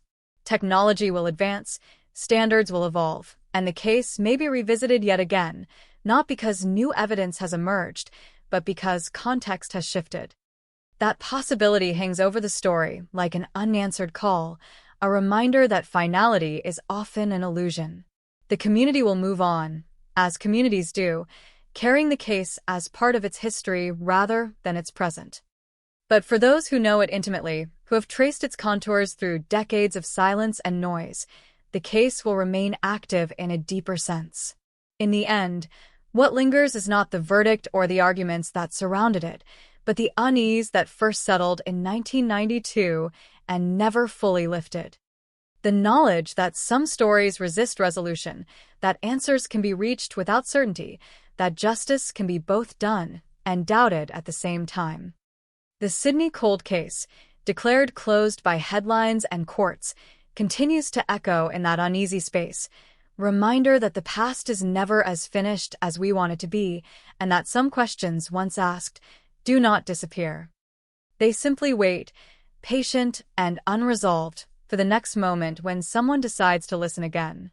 Long after the appeals entered their slow orbit through the courts, the case settled into a quieter phase, not resolved but sedimented, layered into the city's consciousness the way unresolved things often are. The noise faded first. Cameras stopped waiting outside buildings. Commentators moved on to fresher scandals. But beneath that surface calm, the story continued to work on people, reshaping how they remembered not just the crime, but the years that followed it. For some, the verdict hardened into truth through repetition alone, a conclusion accepted because it had survived challenge. For others, doubt sharpened with distance, freed from the emotional immediacy of trial theatrics and press conferences. The same facts were still there, unchanged, but the way they were held began to diverge even more dramatically. In private, jurors replayed their deliberations, moments of agreement and hesitation revisited in the quiet hours when obligation had ended but responsibility had not. Some felt reassured by the process, convinced they had done what the law required of them. Others wondered whether they had mistaken coherence for certainty, whether the pressure to decide had pushed them toward a story that felt complete rather than one that was demonstrably true. None of these doubts appeared in official records. They lived instead in the margins of memory, unspoken, carried alone. This was the hidden aftermath of a long-delayed verdict, the realization that deciding does not always settle believing. The accused world narrowed dramatically, reduced to routines governed by rules and schedules, a life measured in counts and clearances. Public attention waned, but the identity imposed by the case did not.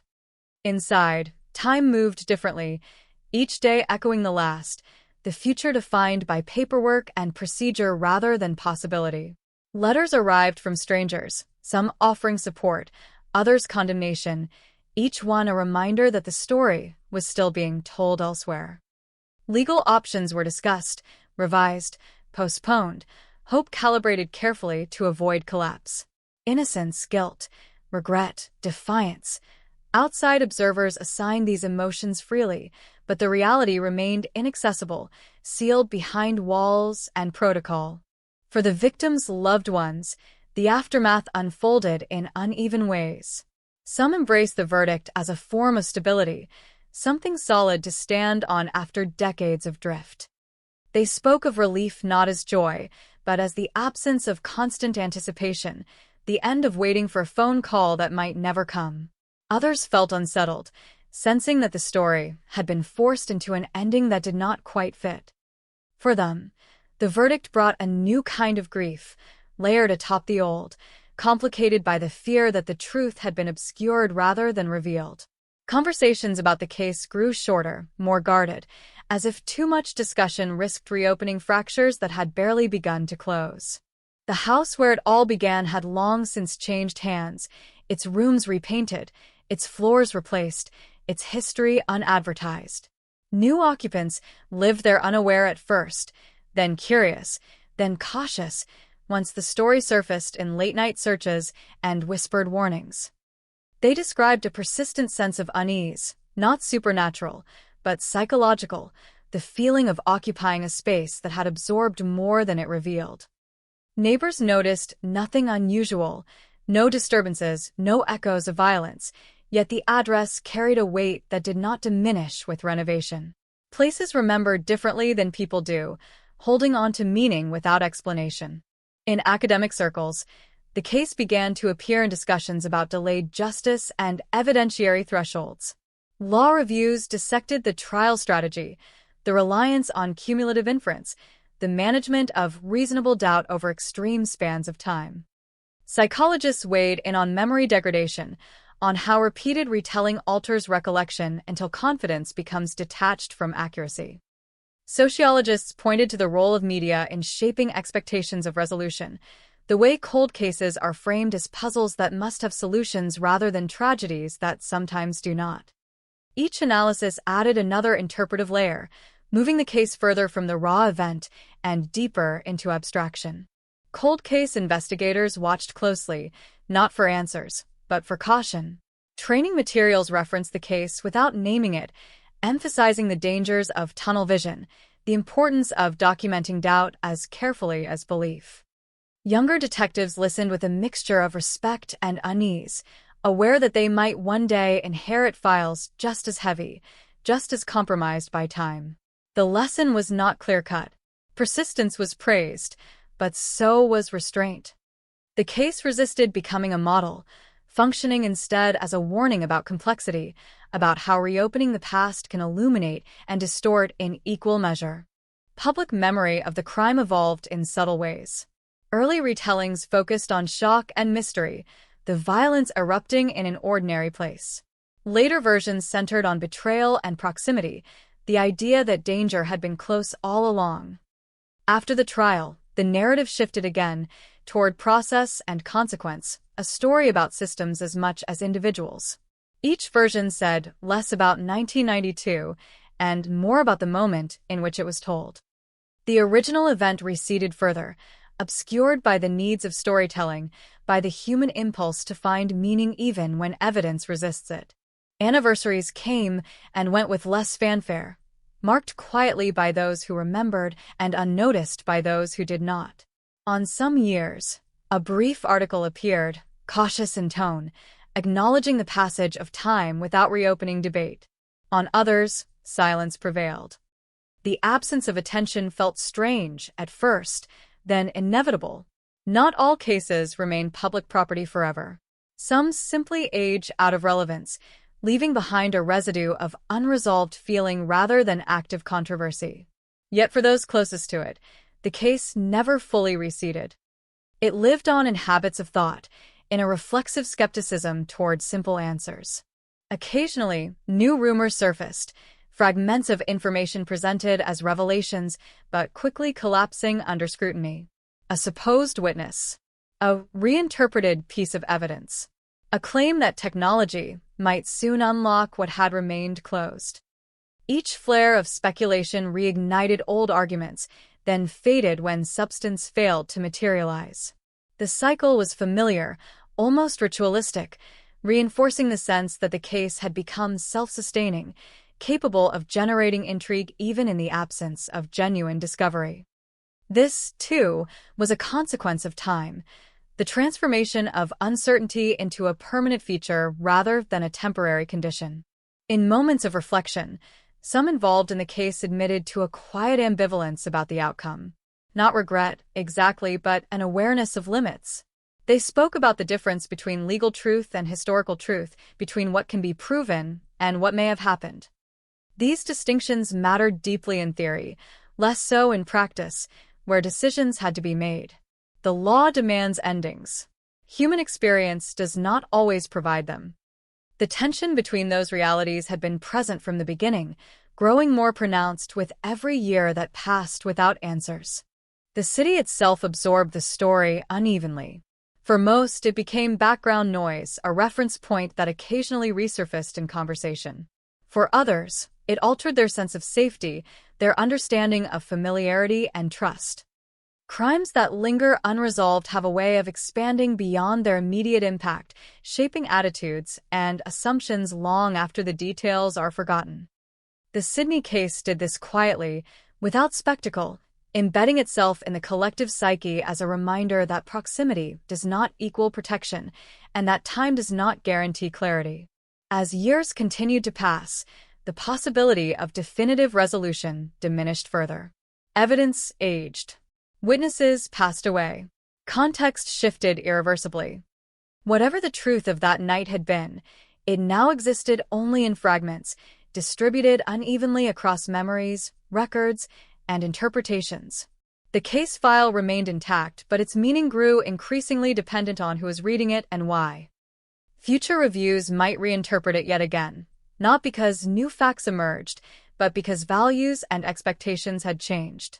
What remained constant was the unease, the sense that something essential had been lost not just in the act itself, but in the long wait that followed. The delay had reshaped everything, turning a single violent moment into a decades-long negotiation with uncertainty. Whether justice had been served or merely performed was a question that refused to settle. It lingered in the background of every discussion, every analysis, every quiet doubt. And so the case persisted, not as an active investigation or a headline-grabbing scandal, but as an unresolved presence, a reminder that some stories do not conclude when the court adjourns or the appeals are filed. They continue in memory, in debate, in the uncomfortable space between belief and proof. The Sydney cold case, declared closed yet endlessly questioned, remained what it had always been at its core, a fracture in time, a moment that resisted containment, echoing forward not with answers, but with the enduring weight of what could not be fully known. As the years stacked quietly on top of one another, the case began to function less like a story with an ending and more like a lens through which everything else was judged. New crimes were reported, new investigations launched, but comparisons crept in uninvited. Commentators asked whether lessons had been learned, whether authorities would wait decades again, whether proximity would still be mistaken for safety.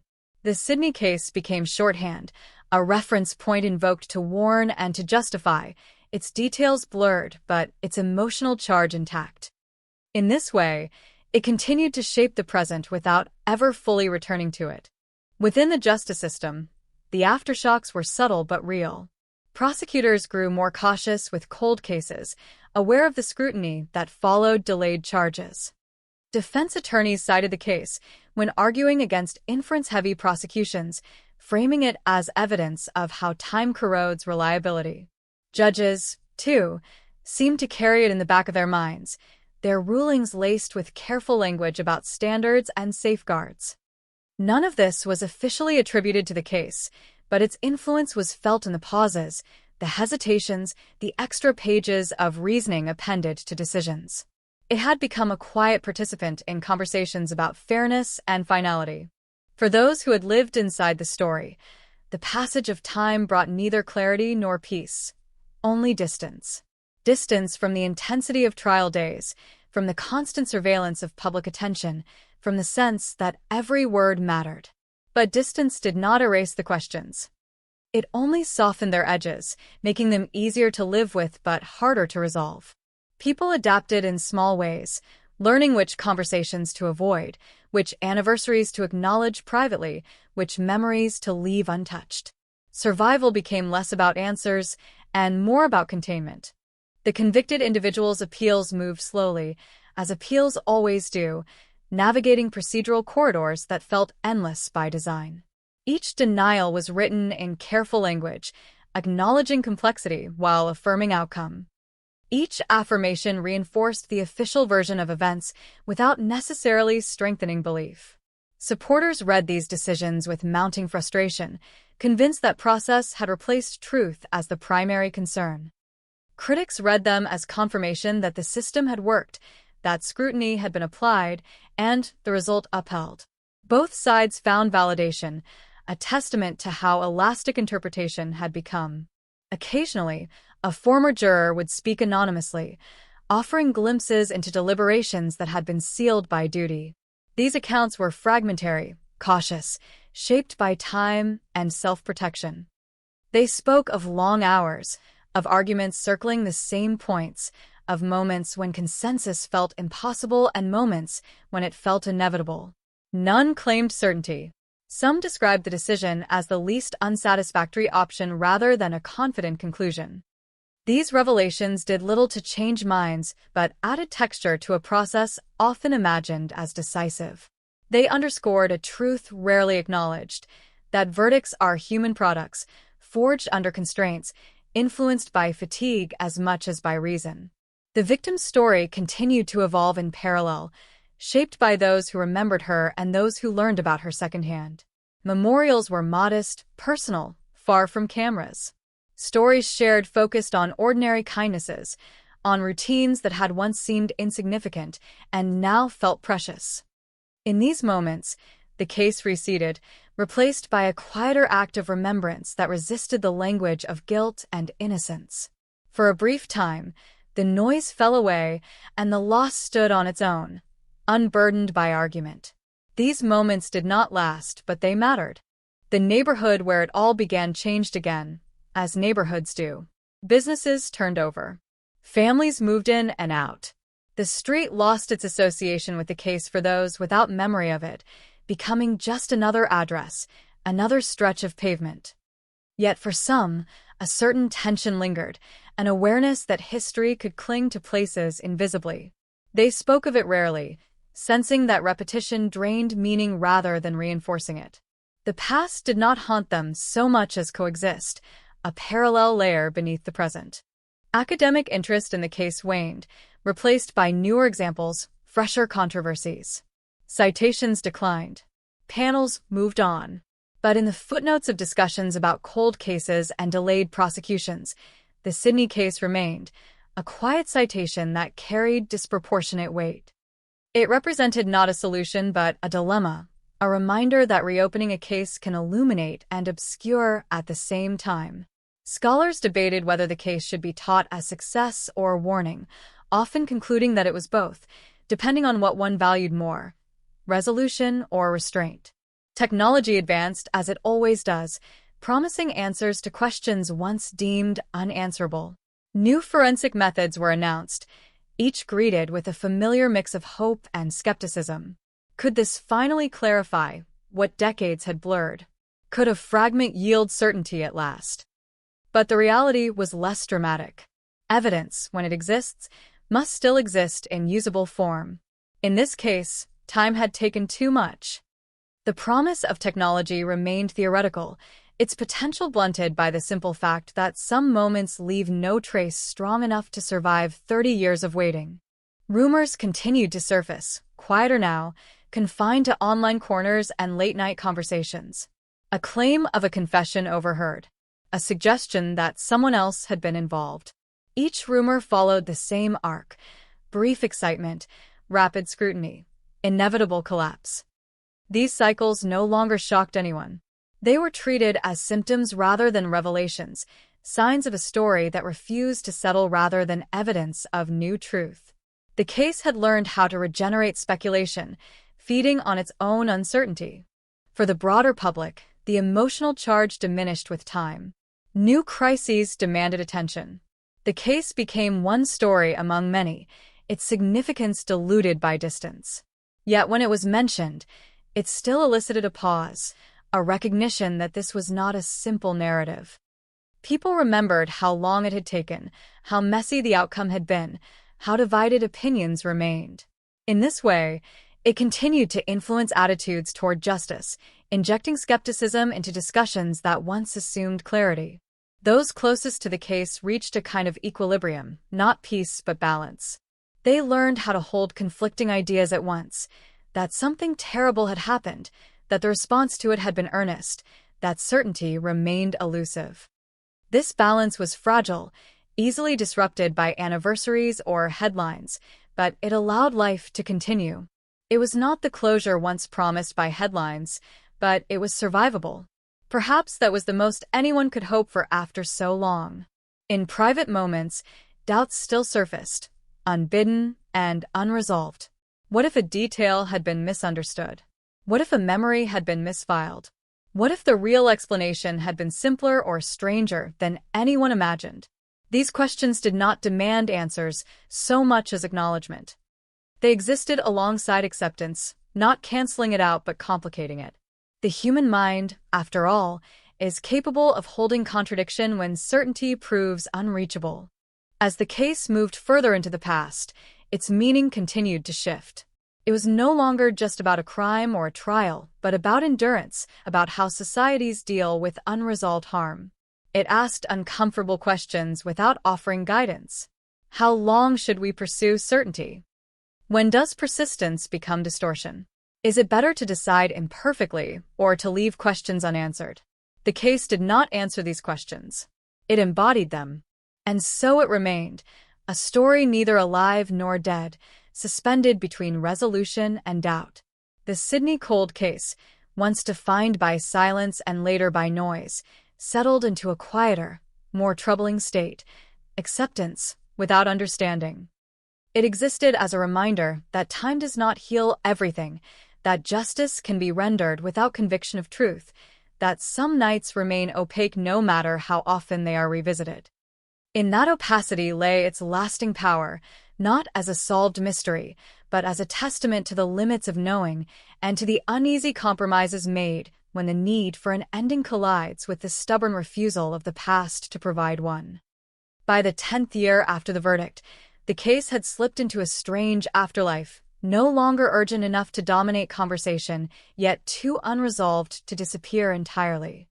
It resurfaced in unexpected places, not as breaking news, but as reference, an example invoked when certainty was questioned or when the limits of justice were debated. Its name carried a quiet gravity, signaling complexity without requiring explanation. People remembered how it had unfolded, not in detail, but in feeling. The slow burn, the sudden charge, the uneasy ending. That feeling lingered, shaping reactions to other stories, other accusations, other promises of closure. Those who had worked the case professionally carried it differently. For some investigators, it became a point of pride, evidence that persistence could overcome time's resistance. They spoke of it as proof that no file is ever truly dormant, that answers can be found if one is willing to look long enough. Others were more guarded, acknowledging the effort while questioning the outcome. In private conversations, they admitted to moments of doubt, to wondering whether the case had been solved or simply concluded. These doubts were rarely voiced publicly. Institutions do not thrive on ambivalence. But among individuals, they lingered, shaping how future cases were approached, how confidence was tempered with caution. The legal professionals involved moved on to other work, other trials, other arguments, yet the case followed them in subtle ways. A prosecutor hesitated before advancing a theory built primarily on inference. A defense lawyer pushed harder against assumptions rooted in familiarity rather than fact. Judges wrote opinions with extra care, aware of how language could harden uncertainty into precedent. None of this was dramatic. It manifested in tone, in phrasing, in the space allowed for doubt. The case had become part of the professional muscle memory of those who had touched it. For the convicted individual, time settled into monotony, broken only by routine reviews and the faint possibility of future reconsideration. Life became smaller, bounded by walls and schedules, the outside world reduced to fragments delivered through letters and filtered news. The case remained a constant presence, not as narrative but as condition, shaping every interaction, every plan. Hope was managed carefully, rationed to prevent collapse. There were days when belief in eventual vindication felt possible, and days when acceptance threatened to take its place. Neither state offered peace. They simply alternated, marking time. The victim's absence continued to ripple outward, its impact less visible but no less real. Younger relatives grew up with a story they inherited rather than experienced, their understanding shaped by what they were told, and what they sensed was left unsaid. For them, the case was history, but a history that intruded on the present in subtle ways. Family gatherings carried an undercurrent of restraint, certain topics avoided, certain questions unanswered. The loss had become structural, embedded in the family's shape rather than its conversation. This was the long-term cost of unresolved violence, not constant pain, but permanent alteration. Public memory of the case grew thinner, its edges softened by distance. When it was mentioned, details were often wrong, timelines blurred, names misremembered. Accuracy mattered less than impression. The story had become symbolic, standing in for a category of events rather than a specific one. This dilution was not malicious, it was inevitable. Societies cannot hold every detail of every tragedy indefinitely. What they retain are lessons, warnings, myths. The Sydney case had become all three, depending on who was recalling it and why. In media retrospectives, the tone shifted again, less accusatory, more reflective. Long-form pieces examine the human cost of delay, the psychological toll of living in uncertainty for decades. These articles avoided definitive claims, focusing instead on process and impact. They asked readers to consider not just whether the verdict was right, but what it meant to pursue resolution after so much time had passed. Comment sections filled with familiar arguments, but also with quieter admissions of discomfort. The case no longer provoked outrage so much as unease, a recognition that some answers come at a price that is difficult to calculate. Cold case units continued their work, buoyed by successes and constrained by realities. The Sydney case was occasionally referenced in training, not as a blueprint, but as a boundary. It marked the edge of what persistence could achieve without new evidence. Detectives debated it among themselves, some admiring the determination, others wary of the outcome. These debates were not about blame, but about philosophy. What is the goal of reopening a case? To find truth, or to reach a decision? Ideally both. But the case suggested that sometimes those goals diverge. Technology continued its advance as promised, but with diminishing relevance to this particular story. New tools required fresh material, clearer traces, opportunities that had long since passed. The idea of a future breakthrough faded, replaced by acceptance that the evidentiary window had closed.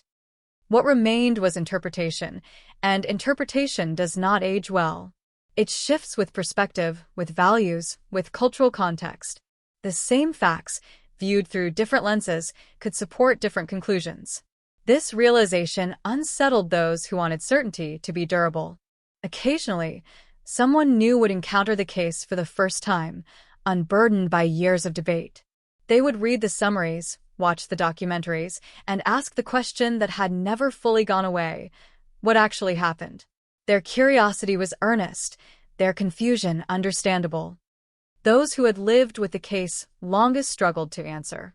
They offered caveats, context, competing views. Rarely did they offer conviction. Experience had taught them caution. The longer one stayed with the story, the less confident one became. In the community where the crime had occurred, the case's presence was now mostly historical. Older residents remembered the shock, the fear, the long silence. Newer ones knew it only as a footnote, if at all. Life went on, shaped more by current concerns than by a decades-old mystery. Yet traces remained, in the way people talked about safety, in the stories told to children, in the quiet acknowledgement that familiarity does not guarantee security. These traces were not always conscious. They were absorbed, like background radiation, altering behavior without announcing themselves. The case also influenced how people understood the concept of closure. Once imagined as a definitive end, closure now seemed more like a narrative device than a lived reality. Those who had been promised it learned that decisions do not erase doubt, that answers do not always soothe. Closure, it turned out, was less about certainty and more about endurance, about finding ways to live alongside unresolved questions without being consumed by them. This was not the ending anyone had hoped for, but it was the one that emerged. As the years passed, anniversaries became quieter still, marked privately, or not at all. The case receded from public calendars, replaced by new stories demanding attention. This fading felt both like relief and like loss. Relief, because constant scrutiny had been exhausting. Loss, because attention had at least kept the questions alive. In obscurity, the case risked becoming fixed, its ambiguities frozen rather than examined. Yet perhaps that was inevitable. Not every story can remain open indefinitely. In moments of solitude, those most affected by the case returned to the same thoughts, the same unresolved possibilities. They wondered whether a different choice, a different emphasis, a different moment might have altered everything.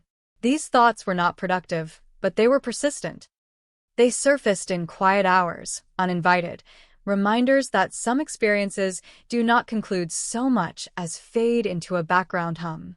The case had become that hum, audible only when everything else fell silent. What the Sydney cold case ultimately left behind was not an answer, but a challenge. It challenged assumptions about time, about memory, about the capacity of systems to deliver certainty long after events have passed.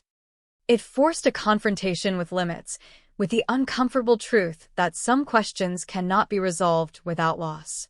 The verdict, the appeals, the debates, all of these were attempts to impose order on something inherently resistant to it.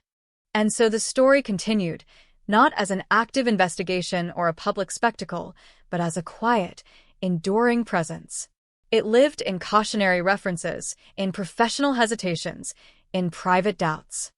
It was no longer about a single night in 1992, but about everything that followed, about the long shadow cast when violence meets time. As the case edged closer to becoming history rather than memory, one thing remained unchanged: the sense that something essential lay just beyond reach, not hidden by secrecy, but by the simple, stubborn fact that the past does not always yield to inquiry. It remains what it is, indifferent to our need for certainty, leaving us to decide how to live with what we cannot fully know. In the end, the case did not conclude so much as it thinned, stretched out over time until it became part of the background, a presence felt more than seen. The files remained where they always had been, boxed, labeled, their contents unchanged, waiting for a reason to be touched again. No dramatic revelation arrived to reorder the story, no final confession to silence the arguments. What remained was a residue of tension, the sense that something important had happened not only in 1992, but in the long years that followed, in the choices made under pressure, in the meanings assigned to fragments when certainty proved impossible. Those who still thought about the case learned to recognize its shape in other stories. They heard it in the language of new investigations, in the promises made by officials, in the cautious optimism of families waiting for answers. They recognized the pattern, the early confidence, the slow erosion of clarity, the hope invested in time itself. The Sydney case had taught them that time is not an ally, that it does not preserve truth so much as rearrange it. What survives is rarely pure. It is filtered through memory, through narrative, through the human need to make sense of harm. For the victim, there was no resolution in any meaningful sense. Her life remained defined publicly by its ending, her name bound permanently to a question mark. Those who loved her carried a quieter version of her forward, one that existed outside courtrooms and headlines. In private moments, they remembered details that never made it into evidence: small habits, ordinary kindnesses, the sound of her voice. These memories did not answer questions, but they resisted reduction. They were a reminder that the person at the center of the case was never just a case, never just a symbol in a debate about justice delayed. The convicted individual continued to live inside the outcome, their existence shaped by a decision that others debated, but they endured. Whether history would ever reinterpret their role was unknowable. Appeals had narrowed, options exhausted, the future defined more by acceptance than by possibility. The question of guilt or innocence became less a matter of public argument and more a private reckoning, lived day by day in a system that values finality over certainty. Whatever the truth, it no longer belonged solely to facts. It belonged to time. For the city, the case faded into a story told less often, its edges worn smooth by repetition. New generations encountered it as background, a reference in articles, a footnote in discussions about cold cases. They absorb its lesson without fully knowing its details. That lesson was not simple. It was not that justice always arrives, nor that it always fails. It was that justice, like memory, is constructed under constraint, shaped by what remains and by what is lost. The Sydney case offered no comfort on that point. It simply stood as evidence. Occasionally, someone would return to the file, not officially, but out of personal curiosity.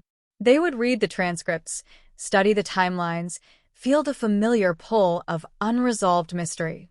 For a moment, the case would feel alive again, charged with possibility. Then the weight of it would settle in. The gaps were still there. The ambiguities remained. The answers did not sharpen with attention. They blurred. And the reader would step back, understanding at last why the case had endured not as a puzzle to be solved, but as a problem to be lived with. What the long arc of the case revealed was not a single failure or success, but a series of compromises. Between speed and accuracy, between hope and restraint, between the desire to act and the fear of acting wrongly. These compromises are rarely visible in headlines, but they define outcomes nonetheless. In the Sydney case, they accumulated quietly, year after year, until the final shape of the story was less about what happened than about how decisions were made in its shadow. The phrase "cold case closed" lingered like an echo, official and incomplete. Closed to further investigation, perhaps. Closed to legal reconsideration, mostly. but not closed in the way people mean when they talk about endings. Not closed in the minds of those who still felt its pull, who sensed that something essential remained unresolved. The words promised certainty. The reality delivered endurance. As time moved on, the case became less a wound and more a scar, visible only when attention was drawn to it, but always present beneath the surface. Scars tell stories without explaining them. They mark where something broke and healed imperfectly. The Sydney cold case became that kind of mark on the collective memory, a reminder that not every fracture can be realigned, that some breaks heal crooked and stay that way. In quiet moments, when the noise of argument had faded and the need to choose sides felt distant, what remained was a simpler, heavier truth. A life had been taken. A community had been changed. A family had been divided. Decades had passed without clarity strong enough to silence doubt. Everything else, the trials, the appeals, the commentary, had grown out of that original rupture. They were responses, not solutions. And so the story settled where it had always been heading, not toward resolution, but toward acceptance of uncertainty. Acceptance not as agreement, but as recognition of limits. The limits of memory. The limits of evidence. The limits of systems built to decide in a world that rarely offers clean answers. The Sydney cold case ended not with revelation, but with a question left standing, steady and unyielding. It asks whether truth must always be proven to matter, whether justice can exist without certainty, whether time clarifies or merely distances us from what we seek to understand. These questions do not belong to one case, one city, or one year. They belong to every unresolved story carried forward by those who refuse to forget.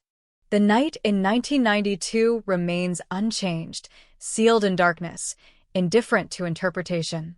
Everything that followed has been an attempt to reach into that darkness and pull something definitive into the light. What came back was partial, contested, human. And perhaps that is the final, unsettling note of the story, not that the case defied solution, but that it revealed how much we ask of answers, and how rarely the past is willing to give us what we want. The case does not end. It recedes. It becomes quieter, heavier, less visible but no less present. A reminder that some truths do not announce themselves, and some endings do not resolve. They simply remain, waiting in the background of our collective memory, cold, unresolved, and still, in their own way, alive. Even after everything that could be said had been said, after the verdicts, the appeals, the anniversaries quietly passing without comment, the case continued to assert itself in the smallest, most unexpected ways. A line in a report, a familiar phrase in a headline about a different crime, a pause in conversation when someone mentioned the year 1992. It was no longer dramatic, no longer urgent, but it was persistent, a low-frequency signal that refused to fade completely. The story had stopped moving forward, yet it had not stopped existing. It had simply changed how it occupied space. Those who revisited the case years later often did so alone, late at night, scrolling through archived articles or yellowed transcripts with the detached curiosity of distance. At first, the story seemed straightforward, even tidy compared to how it had once felt. Then the gaps revealed themselves. The missing hours. The assumptions quietly embedded in official language. The places where interpretation had hardened into fact without anyone noticing the transition. These readers felt the same unease others had felt before them, the slow realization that understanding the case required accepting its incompleteness. Many closed their browsers without resolution, unsettled not by what they had learned, but by what they could not. For those directly involved, time had dulled the sharpest edges, but had not erased the shape of the wound. Lives had continued, careers ended, children grown, parents buried. The case moved with them through these changes, adapting to new contexts without losing its core tension. It was referenced less often, but when it was, it carried a weight disproportionate to its words. A glance was enough. A silence spoke volumes. Everyone who had lived close to it knew the feeling, the sense that no matter how far one traveled from the event, it traveled to, packed neatly into memory. Within the justice system, the case became an unspoken benchmark. It hovered at the edge of decision-making, a reminder whispered in hallways and behind closed doors. When evidence felt thin, when timelines stretched too long, when pressure mounted to act rather than wait, someone would mention it obliquely, not by name, but by implication. And the room would shift. Shoulders tightened. Language grew more careful. The past exerted influence without re-entering the room. This was its quiet power, not instruction, but restraint. The idea of reopening the case one more time surfaced occasionally, usually prompted by technological optimism or renewed public curiosity. Each time, it was weighed and set aside. There was nothing new to test, nothing untouched to examine. The case had reached the edge of what it could offer. To reopen it again would not be investigation but repetition, an act of faith rather than reason. This recognition was difficult, especially for those who believed that persistence alone could overcome time. But time in this case had proven stronger. It had not erased the story, but it had fixed its boundaries. The house, now older still, existed quietly within those boundaries. Its walls had absorbed generations of ordinary life since the night that defined it. Laughter, arguments, renovations, repairs. None of these erased what had happened, but they diluted its presence, turning a site of rupture into something more ambiguous. People passed it without slowing, unaware of its history or aware but indifferent. This, too, was a form of resolution not moral or legal but social. The world moves forward, even when answers do not.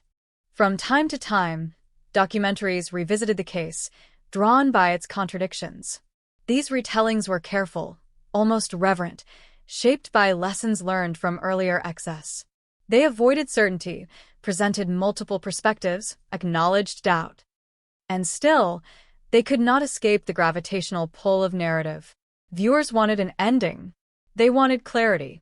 When it did not arrive, frustration followed, often directed not at the storytellers, but at the story itself. Why wouldn't it resolve? Why wouldn't it behave like fiction?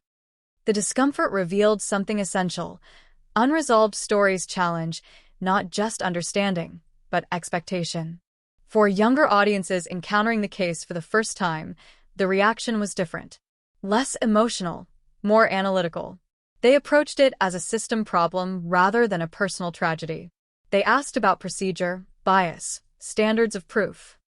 They debated hypotheticals with detachment that older generations found unsettling. But this distance allowed new insights, not about guilt or innocence, but about process.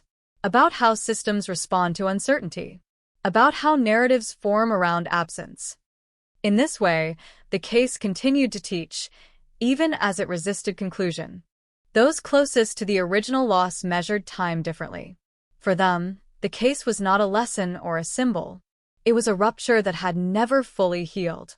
They marked life events against it, before and after, as if it were a fault line running through their personal history. Even decades later, certain sounds, certain dates, could bring the past rushing back with surprising force. This was the part of the story that never made it into files or transcripts, the ongoing, quiet labor of living with something unresolved. The language around the case softened with age. Words like justice and closure were used less often, replaced by phrases like outcome and acceptance. This shift mattered. It reflected a collective adjustment, a lowering of expectations that felt, to some, like wisdom and to others like surrender. But it was neither. It was adaptation. A recognition that not every story offers the resolution we are trained to seek. Some offer only endurance. What lingered most powerfully was not the question of who did it, but the realization of how easily certainty can be constructed in its absence. How repetition, authority, and time can solidify interpretation into something that feels immutable. The case exposed this process slowly, almost gently, revealing it not as a failure of any one person, but as a human tendency. We want endings. We want coherence. When reality resists, we negotiate with it. In quiet professional circles, the case was sometimes described as finished but not complete, a phrase that captured its paradox perfectly. Finished, in that no further action was likely. Not complete, in that understanding remained fractured. This distinction mattered deeply to those who worked within systems built on finality.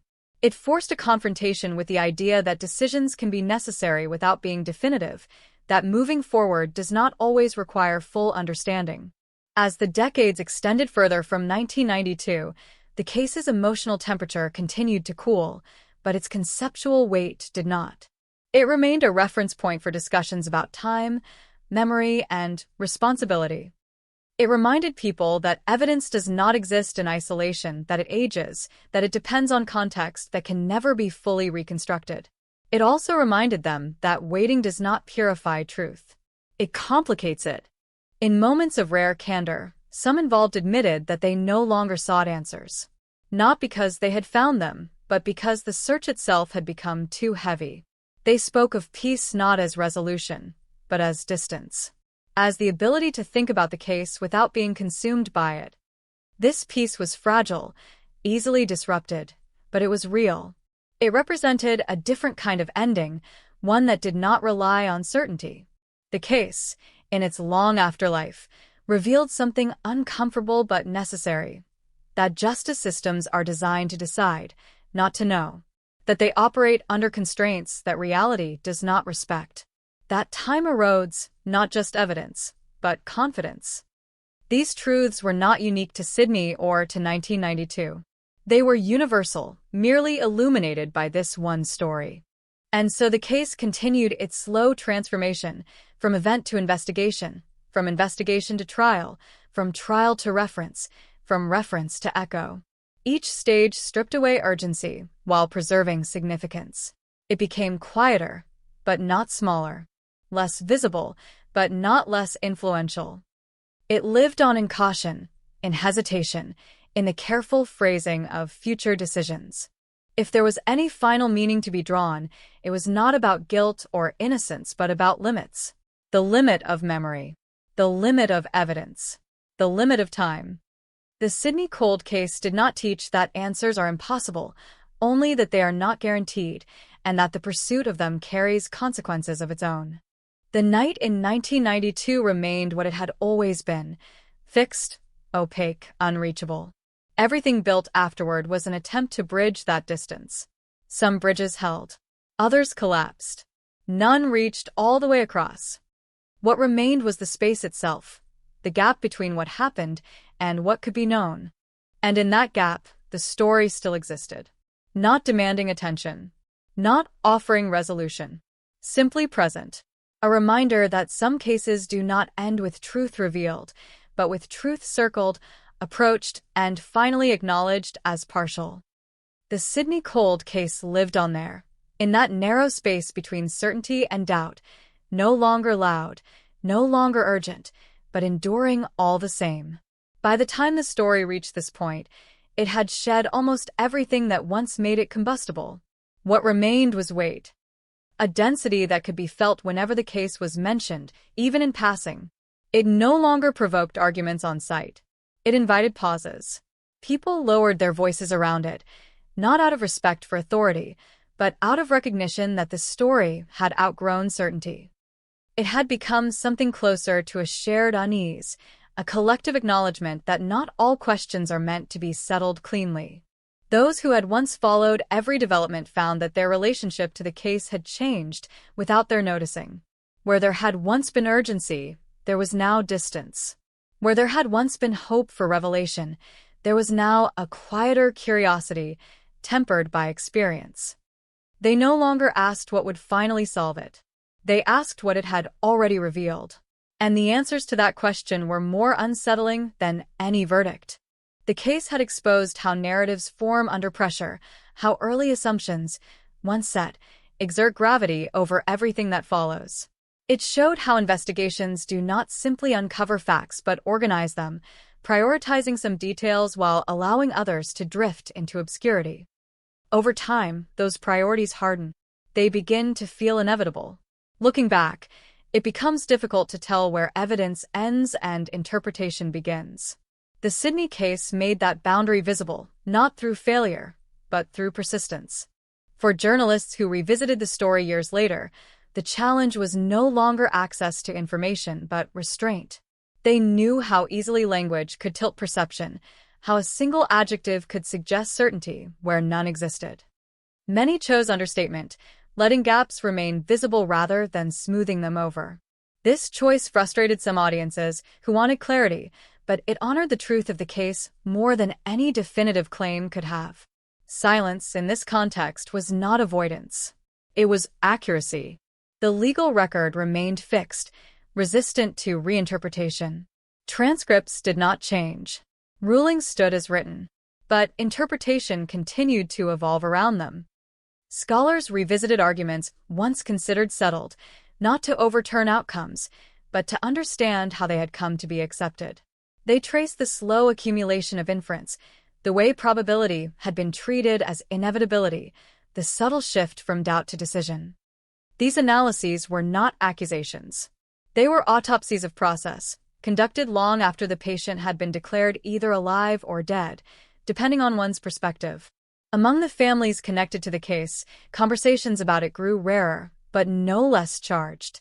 When it did surface, it often did so indirectly, through references to time, to loss, to things that never quite make sense. The case had become a shared background against which other experiences were measured. New hardships were described as different, but never entirely separate. The past had a way of asserting relevance, not loudly, but persistently, reminding those involved that some events do not recede proportionally with age. The community at large had moved on, as communities must. New concerns replaced old fears. New names filled headlines. Yet the case had left a residue in collective behavior. Trust was more cautious. Familiarity was no longer assumed to be benign. People had learned, perhaps without realizing it, that the most unsettling threats are not always external, not always visible, not always strangers. This lesson did not manifest as paranoia, but as awareness, subtle and enduring. Cold case units elsewhere continued to cite the story informally, especially when discussing the ethics of reopening long-dormant files. It served as both encouragement and warning. Encouragement because it demonstrated that time does not make action impossible. Warning because it showed that action does not guarantee understanding. The case reminded investigators that resolution achieved too late carries its own costs, that answers extracted from the past may arrive altered, incomplete, shaped by the very distance meant to clarify them. In classrooms and training sessions, the case appeared as a hypothetical, stripped of names, reduced to structure.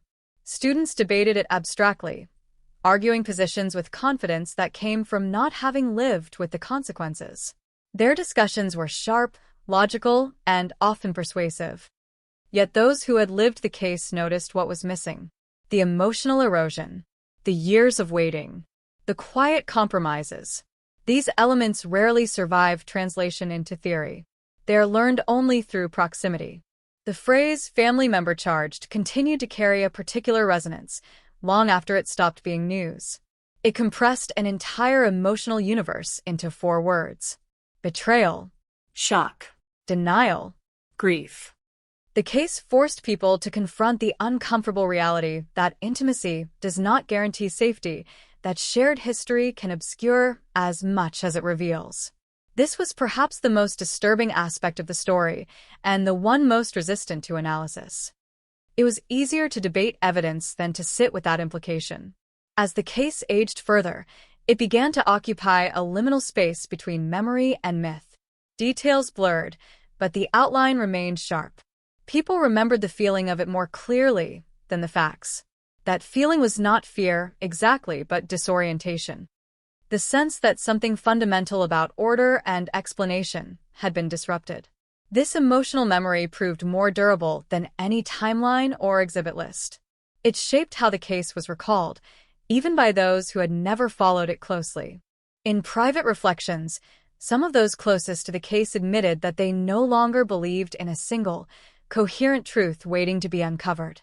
They spoke instead of versions, each internally consistent, each incomplete. This was not relativism. It was fatigue. The recognition that decades of scrutiny had not converged on clarity, but had instead revealed complexity layered upon complexity. Accepting this did not feel like defeat. It felt like honesty. The justice system, for its part, remained unmoved by such reflections. Its role was not to accommodate ambiguity, but to resolve it. The case had been resolved according to its rules. That resolution stood, supported by procedure and precedent. Yet, even within the system, there was quiet acknowledgement that resolution and understanding are not synonymous. This acknowledgement rarely appeared in official language, but it informed behavior, influencing how future cases were framed, argued, and judged. What the Sydney cold case ultimately demonstrated was not the failure of any single institution, but the friction between human expectation and institutional function. People want stories to end. Systems are built to make them end. Reality does not always cooperate. When it resists, something must give. In this case, what gave was certainty. It thinned, stretched, and eventually became something people learned to live without. The story had begun with a rupture, a moment that shattered normalcy and demanded explanation. Everything that followed was an attempt to respond to that demand. Some responses were measured. Others were driven by urgency. All were shaped by the passage of time. In the end, the story did not deliver what was asked of it. Instead, it offered something harder, a sustained confrontation with uncertainty. As the case drifted further into the past, its presence became quieter still. It no longer demanded attention. It waited, not for resolution, but for recognition. Recognition that some stories are not puzzles to be solved, but mirrors, reflecting our assumptions about truth, justice, and time back at us. The Sydney cold case became such a mirror, revealing as much about those who examined it as about the night it began. And perhaps that is where the story finds its final footing. Not in answers, but in awareness. Not in closure, but in caution. It stands as a reminder that the past is not a static archive waiting to be decoded, but a living force that interacts with the present in unpredictable ways. When we reach back toward it, we do not extract truth unchanged. We engage in a dialogue, shaped by who we are now and what we are prepared to accept. The case does not resolve. It settles. It becomes part of the landscape, no longer a destination, but a landmark. Something you pass, something you reference, something that alters your route even when you are not consciously thinking about it. In that sense, it continues to do what it has always done: influence behavior, shape perception, and remind us that certainty is fragile and time is not a cure. The Sydney cold case remains there, fixed in history but active in meaning. Not loud, not finished. Simply present, a long shadow cast by a single night, stretching across decades, asking nothing, answering little, and enduring all the same. What happened next was not an event, not a revelation, but a slow recalibration of how the story lived in the world. The case stopped asking to be solved and started insisting on being understood differently. It surfaced in conversations about memory, about trust, about the quiet violence of waiting. It became less about what had happened on a single night and more about what happens when a single night refuses to stay contained. The damage was no longer measured in facts lost or evidence degraded, but in years reshaped, decisions altered, relationships bent under the weight of uncertainty. People who encountered the case late often felt a strange frustration, not with the lack of answers, but with the endurance of the questions. They expected decay, expected interest to fade until nothing remained. Instead, they found a story that had learned how to persist without momentum. It did not chase attention. It accepted it when it came, indifferent to whether it was believed or doubted. That indifference was unsettling. It suggested a truth that did not depend on recognition to exist. In professional settings, the case began to function as a cautionary silence. When discussions reached the point where speculation threatened to outrun evidence, someone would pause. The pause mattered more than any citation. It signaled an awareness of the line that had once been crossed, or perhaps merely approached too closely.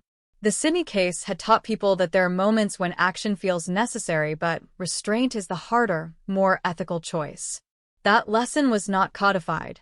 It was absorbed. Those who had grown up in the shadow of the case carried it differently still. For them, it was not an interruption of normal life, but part of its texture. They did not remember a time before it. They remembered only its presence, its influence on conversations, on tone, on what adults chose not to explain. As they matured, some sought details, others avoided them. Both reactions were shaped by the same force, the awareness that the past could intrude without warning, that safety and certainty were not guaranteed by familiarity or time. The physical artifacts of the case aged quietly. Cassette tapes lost clarity. Paper yellowed. Ink softened. Digital copies replaced originals, preserving content while stripping away texture. This transition mattered more than it seemed. Something was lost in the process, not information, but atmosphere. The weight of a handwritten note. The hesitation audible in a voice recording. These details resisted digitization. They reminded those who handled the originals that evidence is not abstract. It is physical, fragile, and deeply human. From time to time, someone claimed to have a new angle, a reinterpretation that promised to unlock everything. These claims were met with polite interest and careful skepticism. Experience had taught restraint. Every angle had been considered, every theory tested against the same immovable constraints. The excitement faded quickly, not because curiosity had died, but because expectation had matured. People no longer believed in the sudden, perfect explanation. They had learned that understanding, when it comes at all, arrives incrementally and unevenly. The language around the case continued to evolve. Words like mystery and puzzle gave way to terms like legacy and impact. This shift reflected a deeper change in focus. The question was no longer what happened, but what the happening had done. How it had shaped policy. How it had altered behavior. How it had revealed fault lines in institutions and assumptions in communities. The case had become a study in consequence rather than cause. Those closest to the center of the story found that time had altered not just memory but emotion. Anger softened into weariness. Certainty eroded into conditional belief. Even grief changed shape, becoming less acute but more complex, layered with questions that had no outlet. They spoke less about justice and more about survival, about the effort required to carry an unresolved story without letting it define every moment. This effort was invisible to outsiders, but it was constant. In rare moments of public reflection, officials acknowledged the difficulty of the case without revisiting its conclusions. They spoke of challenges, of lessons learned, of the importance of process. These statements were careful, measured, designed to acknowledge complexity without reopening debate. To some, they felt insufficient. To others, they felt honest. The difference lay in expectation. Those who wanted answers heard evasion. Those who understood limits heard restraint. The case also changed how people thought about time itself. Not as a straight line leading inevitably toward clarity, but as a force that distorts as much as it reveals. Memories shift. Contexts change. What once seemed obvious becomes questionable. What once seemed trivial acquires weight. The Sydney case demonstrated that time does not resolve ambiguity. It reframes it. It teaches us how to live with it, not how to eliminate it. In cultural memory, the case occupied an unusual position. It was too specific to become myth, too unresolved to become history. It hovered between categories, resisting neat classification. This resistance gave it longevity. Stories that resolve cleanly are consumed and discarded. Stories that do not linger. They remain available, ready to be reactivated by a new generation asking old questions in a new voice. Occasionally, someone involved would express a quiet relief that the case no longer dominated their days. This relief was often accompanied by guilt, as if moving on were a betrayal of the past. Over time, many came to understand that endurance does not require fixation. That remembering does not demand constant attention. The case could be honored without being relived. This understanding did not come easily. It was learned through exhaustion. The notion of truth, once central, began to feel less singular. People spoke instead of accuracy, of fairness, of responsibility. These concepts allowed for nuance where truth demanded absolutes. They acknowledged that decisions had been made with incomplete information, under pressure, by humans navigating uncertainty. This reframing did not excuse mistakes, but it contextualized them. It made space for empathy without abandoning accountability. As the story aged, it became increasingly clear that its power lay not in what it revealed, but in what it refused to simplify. It resisted the comfort of resolution. It resisted the binary of solved and unsolved. It occupied a middle ground that felt unstable and therefore honest. In a world accustomed to conclusions, this refusal was disruptive. It challenged the idea that every narrative must end with certainty to have value. For those who still listen closely, the case spoke in echoes. In the way silence followed certain questions. In the way some details were always prefaced with caution. In the way conclusions were stated softly, as if volume might be mistaken for confidence. These echoes were subtle, but they shaped perception. They reminded listeners that certainty can be performative, and that quiet often signals respect for complexity. The Sydney cold case, by this point, had become less about the past than about the present. About how societies process harm. About how institutions balance action and restraint. About how individuals learn to live with questions that do not resolve. It offered no guidance, only example. It showed what happens when time intersects with violence and leaves behind something that cannot be neatly repaired. And still, beneath all of this, the original absence remained. The life that had ended. The moment that had fractured normalcy. Everything else was response.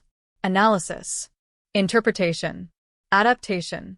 The case never allowed anyone to forget that at its core was a loss that could not be theorized away. This grounding fact prevented the story from becoming purely academic. It kept it human. As the decades continued to stretch outward, the case's presence grew quieter still, but no less dense. It was no longer something people actively followed. It was something they carried knowingly or not. A reference point. A caution.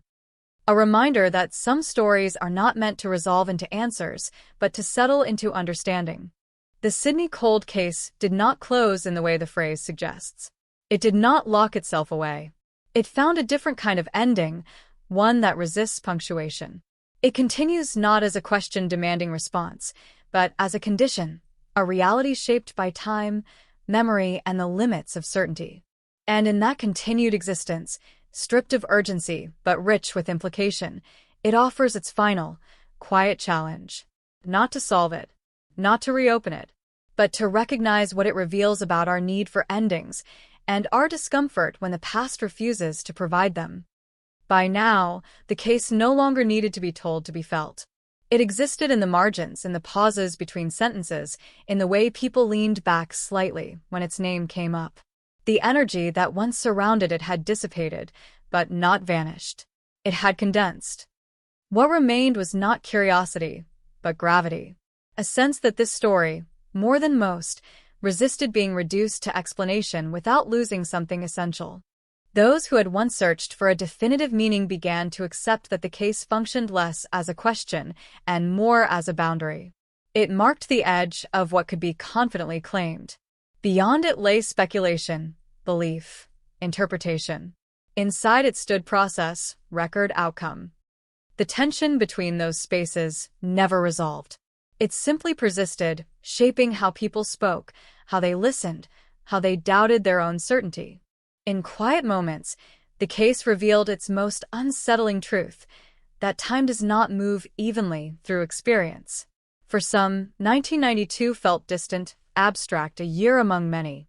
For others, it remained immediate, close enough to touch. This unevenness fractured shared understanding. Conversation stalled not because of disagreement, but because people were speaking from different temporal positions, anchored to different moments by memory and consequence. The case exposed this divide, without offering a way to bridge it. There were those who insisted the story had ended, that revisiting it only reopened wounds. They spoke of finality as a necessity, a mercy. Others disagreed, arguing that silence could be its own form of harm. Between these positions stretched a long, uneasy truce. The case was neither actively discussed nor entirely avoided. It hovered, acknowledged but rarely engaged directly, a presence negotiated rather than resolved. The passage of time transformed even skepticism. Early doubt had been sharp, confrontational, driven by urgency. Later doubt became quieter, reflective, more inward. People questioned not just conclusions, but their own reactions to them. Why did this detail feel persuasive? Why did that explanation bring relief? The case encouraged this self-examination, turning attention away from accusation and toward perception. In doing so, it unsettled the idea that understanding is purely external, purely factual. In institutions, the case's influence continued in subtle calibrations. Policies were revised with vague references to past experience. Training emphasized patience, documentation, humility. None of these changes were attributed to a single case, but the accumulation of caution pointed back to it. It had taught, slowly and indirectly, that certainty achieved too late can feel indistinguishable from assumption. That lesson did not inspire paralysis. It inspired care.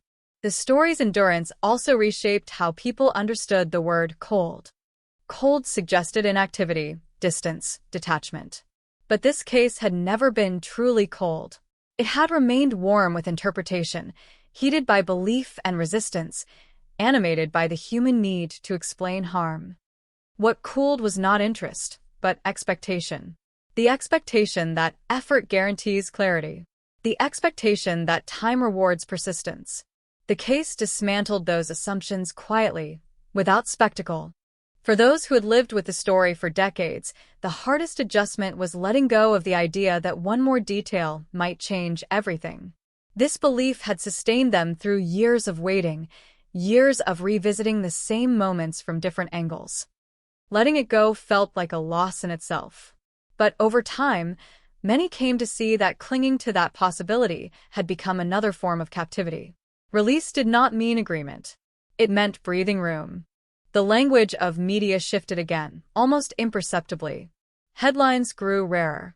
When they appeared, they were framed in retrospection rather than revelation. The case was discussed as an example, not an event. This change marked a threshold. Stories that become examples have crossed from immediacy into legacy. They are no longer unfolding. They are informing. The Sydney Cold case crossed that line quietly, without announcement. In private archives and personal collections, artifacts of the case remained. Clippings folded and refolded. Notes scribbled in margins. Photographs held longer than necessary. These items carried emotional weight disproportionate to their content. They were not evidence. They were anchors, linking memory to material. Their preservation was not about proving anything. It was about remembering that something had mattered deeply, even if its meaning remained unsettled. The case also changed how people spoke about belief. Not belief in guilt or innocence, but belief in systems, in process, in outcomes. It introduced hesitation where there had once been confidence. This hesitation was not cynicism. It was discernment. A recognition that conclusions are shaped by conditions, that context matters, that confidence should be proportional to evidence, not desire. This shift did not erode trust entirely. It refined it. Among those who encountered the case through education or training, its impact was different. They approached it analytically, charting decision points, identifying alternatives. Yet even in these structured discussions, something resisted abstraction. The emotional residue of the case leaked through. Students found themselves arguing not just positions but values. Fairness versus decisiveness. Compassion versus certainty. The case forced these tensions into the open, where they could not be neatly resolved. The phrase, after 30 years, continued to resonate. It carried with it the weight of waiting, the accumulation of lives lived in parallel with an unanswered question. It reminded people that time is not neutral. It advantages some explanations and disadvantages others. It amplifies some voices and erodes others. The case made this visible, not through theory, but through lived consequence. As years continued to pass, the case's presence became more internal than external. It lived less in headlines and more in attitudes. In the instinct to ask one more question. In the willingness to admit uncertainty. In the refusal to equate decision with truth. These were not dramatic shifts. They were subtle, cumulative, shaping behavior over time. The original night remained unchanged, untouched by all of this reflection. It did not yield new details. It did not clarify itself. It simply existed, fixed and silent. Everything that followed was an attempt to interpret that silence. Some interpretations hardened into record. Others dissolved. None fully captured what had been lost. This imbalance haunted the case from the beginning and remained unresolved at its end. In the broader cultural landscape, the case became one among many examples that challenged the myth of linear progress in justice. It suggested that advancement is uneven, that tools improve faster than understanding, that resolution can outpace certainty. These insights did not produce despair. They produced sobriety, a more cautious optimism, tempered by awareness of limits. For those who had waited for the case to teach them something definitive, this outcome felt disappointing. For those willing to listen differently, it felt instructive. The lesson was not about who did what, but about how stories endure when answers fail. About how meaning is constructed not only through facts, but through the way societies respond to their absence. The Sidney Cold case, by this stage, had become less a story than a condition of unresolved knowing. It did not demand attention. It did not provoke action. It simply remained, influencing thought at the edges, reminding people that not every silence can be filled, and not every ending can be trusted to satisfy. And perhaps that is the quiet truth the case leaves behind. That some stories do not conclude with clarity, but with a changed relationship to uncertainty. They teach not resolution, but restraint. Not certainty, but care. The Sidney Cold case endures not because it resists forgetting, but because it reshapes how forgetting and remembering are understood. It remains there, settled but unsettled, resolved but incomplete, a long echo of a single night that never stopped reverberating. Not asking to be solved. Not asking to be believed.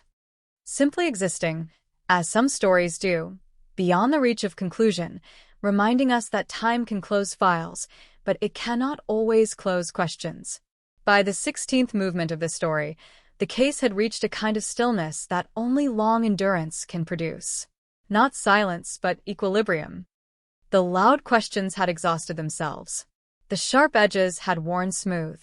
What remained was a steady pressure, like weather that no longer surprises, but never entirely disappears. The case no longer asked to be judged. It asked to be carried. Those who still felt its pull noticed how it surfaced not through facts, but through mood. A hesitation before drawing conclusions. A reluctance to simplify. An instinct to look twice at what appeared obvious. The Sidney Cold case had trained these reflexes quietly, without instruction.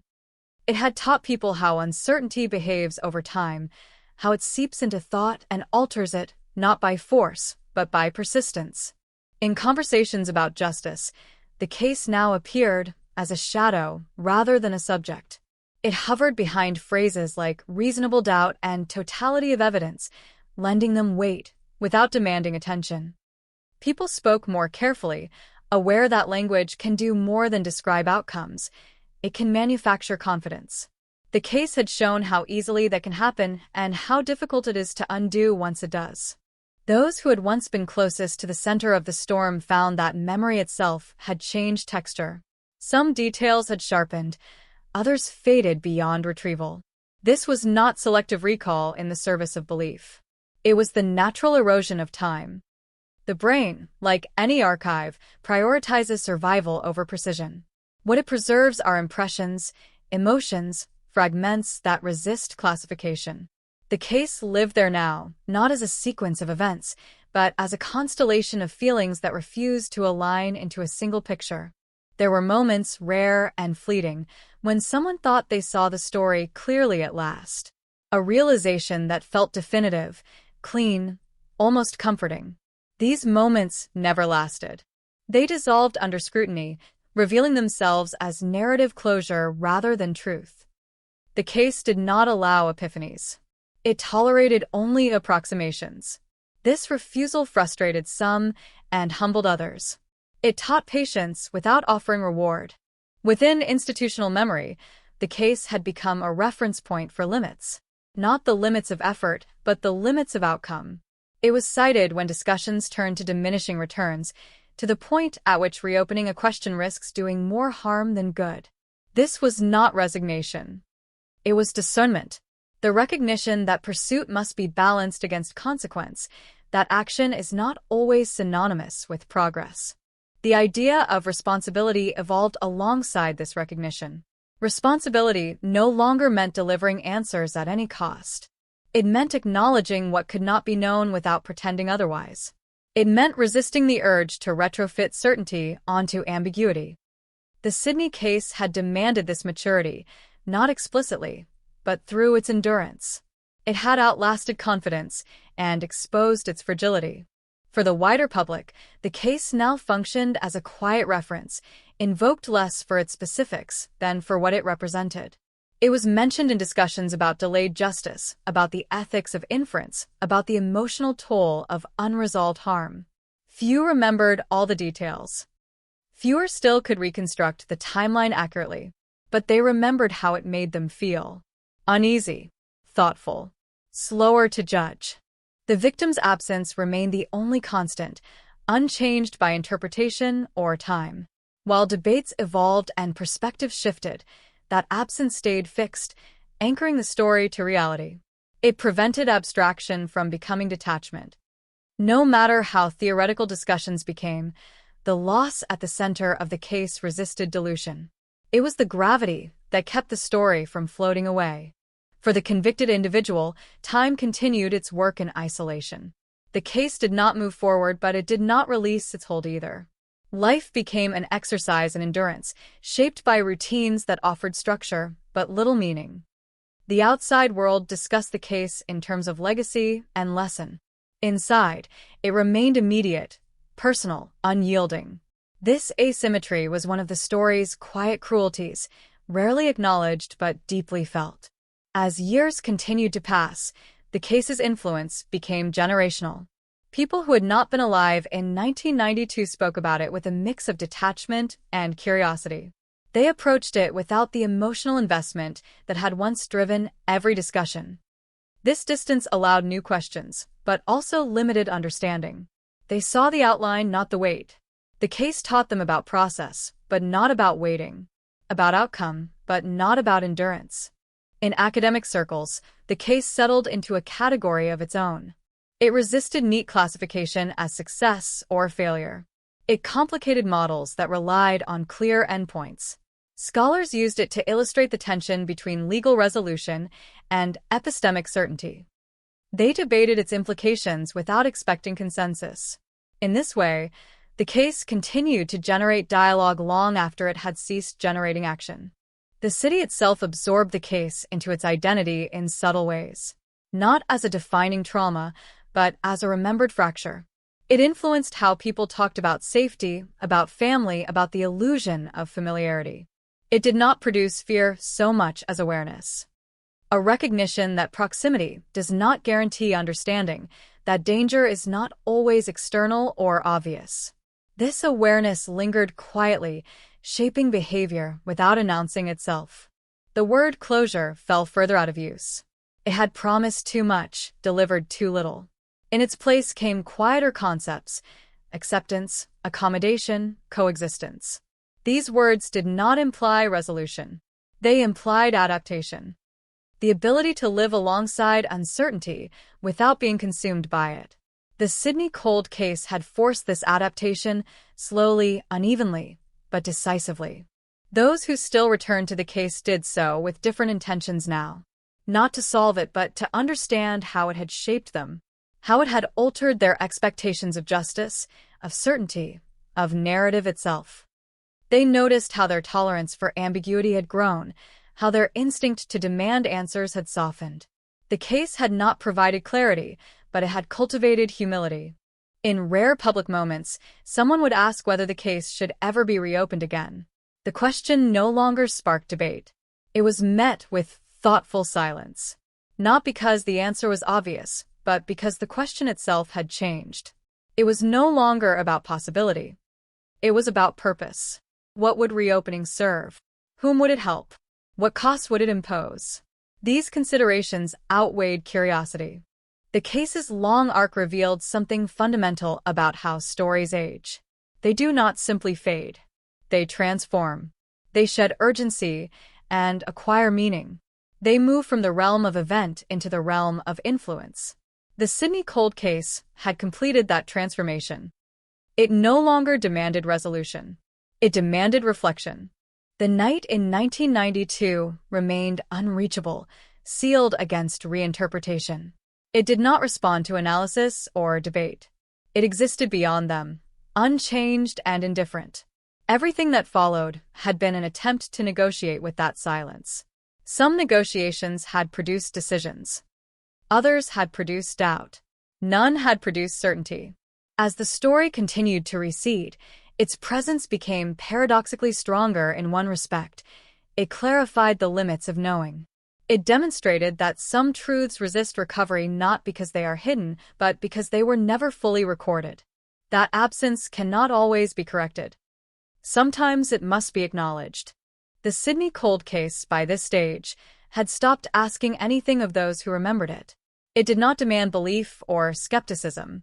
It simply remained, a settled unsettledness, a reminder etched into collective memory. It showed that time can conclude processes without resolving questions, that endings can exist without answers. And so the case endured, not as an open wound, but as a scar that still carried sensation. A reminder of what had been lost, of what had been decided, and of what could never be fully known. It asked nothing now. It offered no resolution. It existed as it always had, beyond certainty, beyond closure, and firmly within the long, quiet space where unresolved stories continue to live.